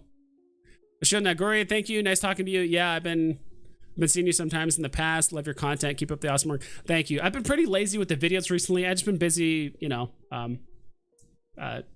trying to make money and stuff at the end of the month. But next month's going to be awesome because I actually do have a, you know, pretty good amount of YouTube revenue coming in like next month. So I don't have to work as much, but just in general. And plus the whole membership thing I started just the other day. It's pretty cool. I'm really excited to do it. I actually do have quite a few. Why does it look like that? I actually do have quite a few members. So the tier 1 members are the ones that just get access to the emotes. The tier 2 members get access to the members only live streams that happen at the end. So like right now I've been streaming for 3 hours. So typically what I would do is stream for like 2.5 hours or an hour and a half or whatever, and have the last half hour to 45 minutes be just for members. So I would run, you know, we would just have a little private stream with just you guys have my undivided attention. We talk about the channel, we talk about Veve, or we talk about gaming. We literally talk about anything. I'd also probably run some things by my members too about, you know, hey, I want to do this for emotes. I want to do this for channel content. What do you think? You know, they can kind of give me feedback and advice for certain things I want to do on the channel as well. So that's the most exciting part, I would say, about like the tier 2 level, is that you just get my undivided attention and you only, you know, it's a small chat, right? So it's more private. And maybe occasionally I'll bring on people like Vivian3, Dino, like other content creators, just to talk about topics or just to kind of switch things up a bit. Or if people want some comic gurus to talk about comics a bit more, we could do that as well. It's kind of whatever people want to do. So I kind of wanted to keep it pretty open, but keep it private as well. So Nick and Gumby, I've got collectibles and comics still, and yeah, I'll leave like 10K. Jeez. Nice. I mean, I'm not reinvesting what I can. Okay, I got what you mean. You got a great voice in this community. It's a pleasure seeing you get recognition. I think this is just the beginning of your channel. Me too, dude. I'm really excited. I think the next step is really, you know, the collabing part is nice. I do want to do more videos kind of similar to, not necessarily trying to copy, but trying to do videos similar to what Andrew Ellis does, where like he talks a lot about like evergreen content that's like always going to be good, right? Like, oh, like what is a gem squeeze? When is a good time to buy on the market? Like this is like, that's a video you can watch today, or you could watch a year from now, and it's still going to be somewhat relevant to what's happening, right? But if I'm just doing day-to-day market updates, like that's important, don't get me wrong, but like, does that content matter 2 days later, 3 days later? You know, or if you have access to the ecomi wiki site, like you can look up a lot of the same information, right? And sometimes I do feel like I'm a broken record where I'm like, oh, Disney, DC, Marvel, like I get it, which is why I probably should expand into comics and try to understand that realm a bit more. Because someone had a fantastic question earlier, which is, hey, should I buy a secret rare Amazing Spider-Man number 14, which is the first appearance of Green Goblin? And that's like 800 gems. They're like, oh, should I buy that for 800 gems? I'm like, yes, but I don't know if that is better than an ultra rare of the first appearance of Doctor Doom, or Final Fantastic Four #1, or ASM #1. Like, I don't know. Like, even though those are similarly priced, I don't know which one has more potential. So like, those are kind of the nuances of comics I would like to understand. And I think that kind of would make me a bit more well-rounded. Plus, I think occasionally just doing fun stuff on stream will kind of help change the tone a bit too as well. These are all questions I would love to ask my members and get some like honest feedback for the most part.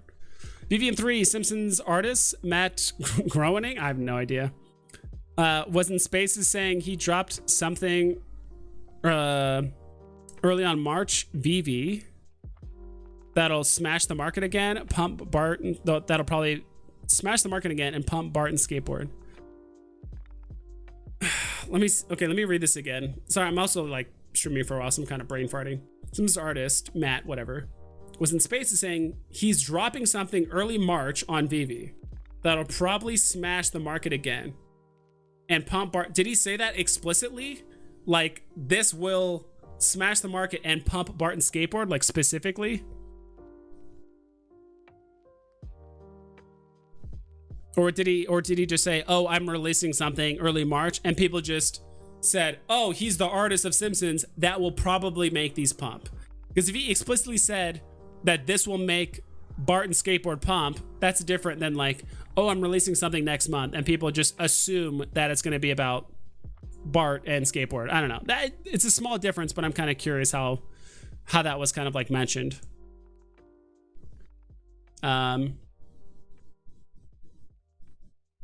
Cool. So I'll be getting off soon once hopefully Vivian3 answers me soon. If not, then it's not that big of a deal. But yeah, I'm kind of excited for March. March will be interesting stuff.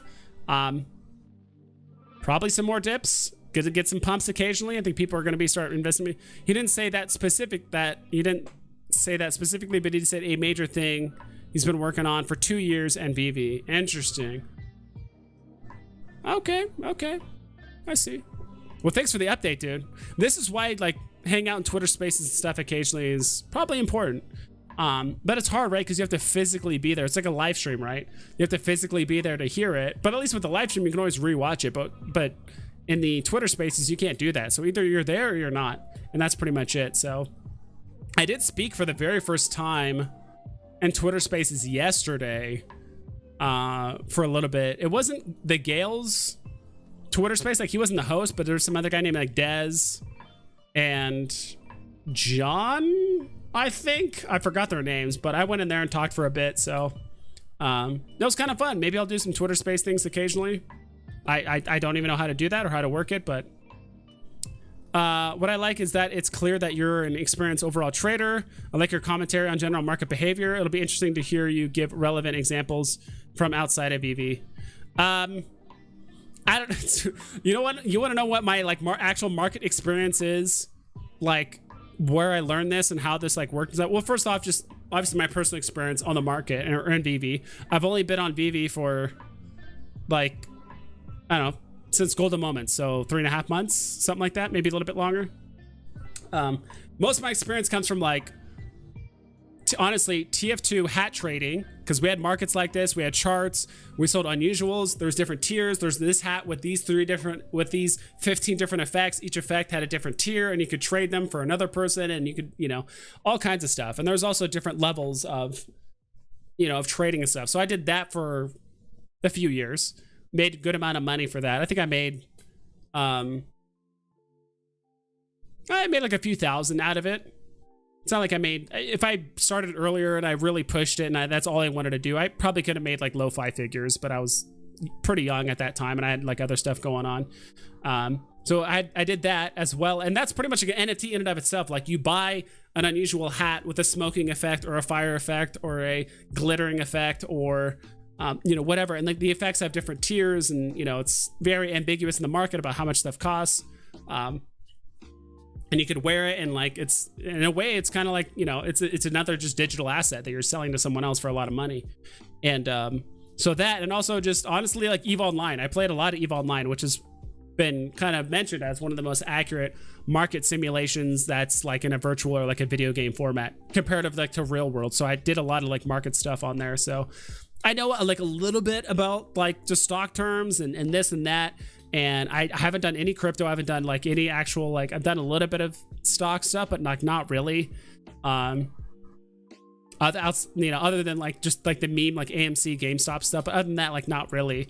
But for the most part, like that's all my experience. When I just see these trends and I make connections, and it's just mostly stuff that I've noticed, you know, with my past experience with those video games and stuff. And and the nice thing about this is that it's all speculative, right? It's not like the real world like market where it's like tied to like an inherent value or to an asset or to like the perception of a company and like what they're inventing, you know, all that stuff. Like a lot of it's just kind of up in the air and it's just strictly emotional buying and what could happen and all that stuff. So it's similar but different. So it's the same game but like different rules in a way. So that's where most of my experience lies. And like, I don't know, that's one thing I've always kind of taken pride in is like whenever I'm really interested in something or I learn like a new thing, like when I learned about Veve, my friend and my brother told me about it, like I just became obsessive like immediately. I did as much research as I could. I watched a ton of videos.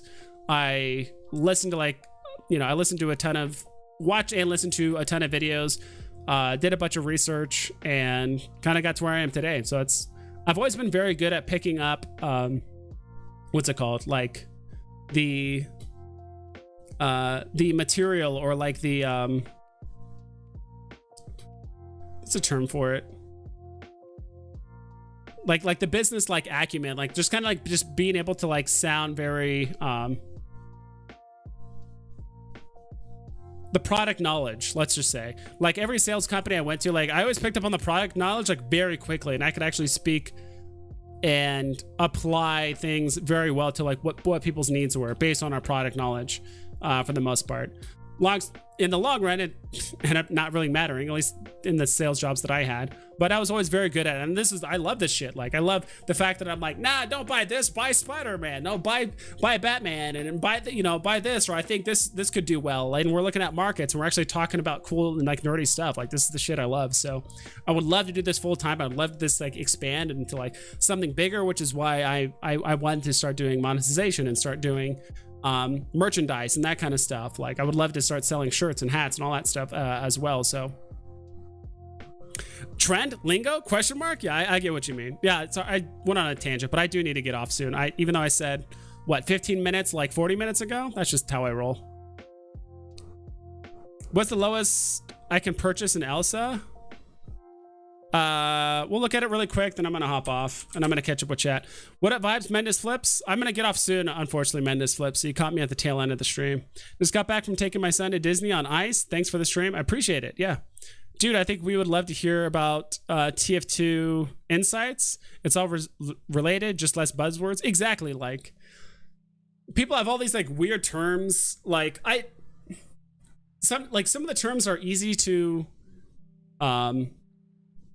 like understand. I don't know that many market terms. I used to know a lot more, but like it's just not applicable. And again, it's like, you know, if you're selling something or if you're selling a product, if you use a lot of like in company or like in business like lingo, or a lot of like people just don't understand, right? Because there's a company I used to work for, we used to sell cardboard boxes, but like the company itself would always call it corrugated.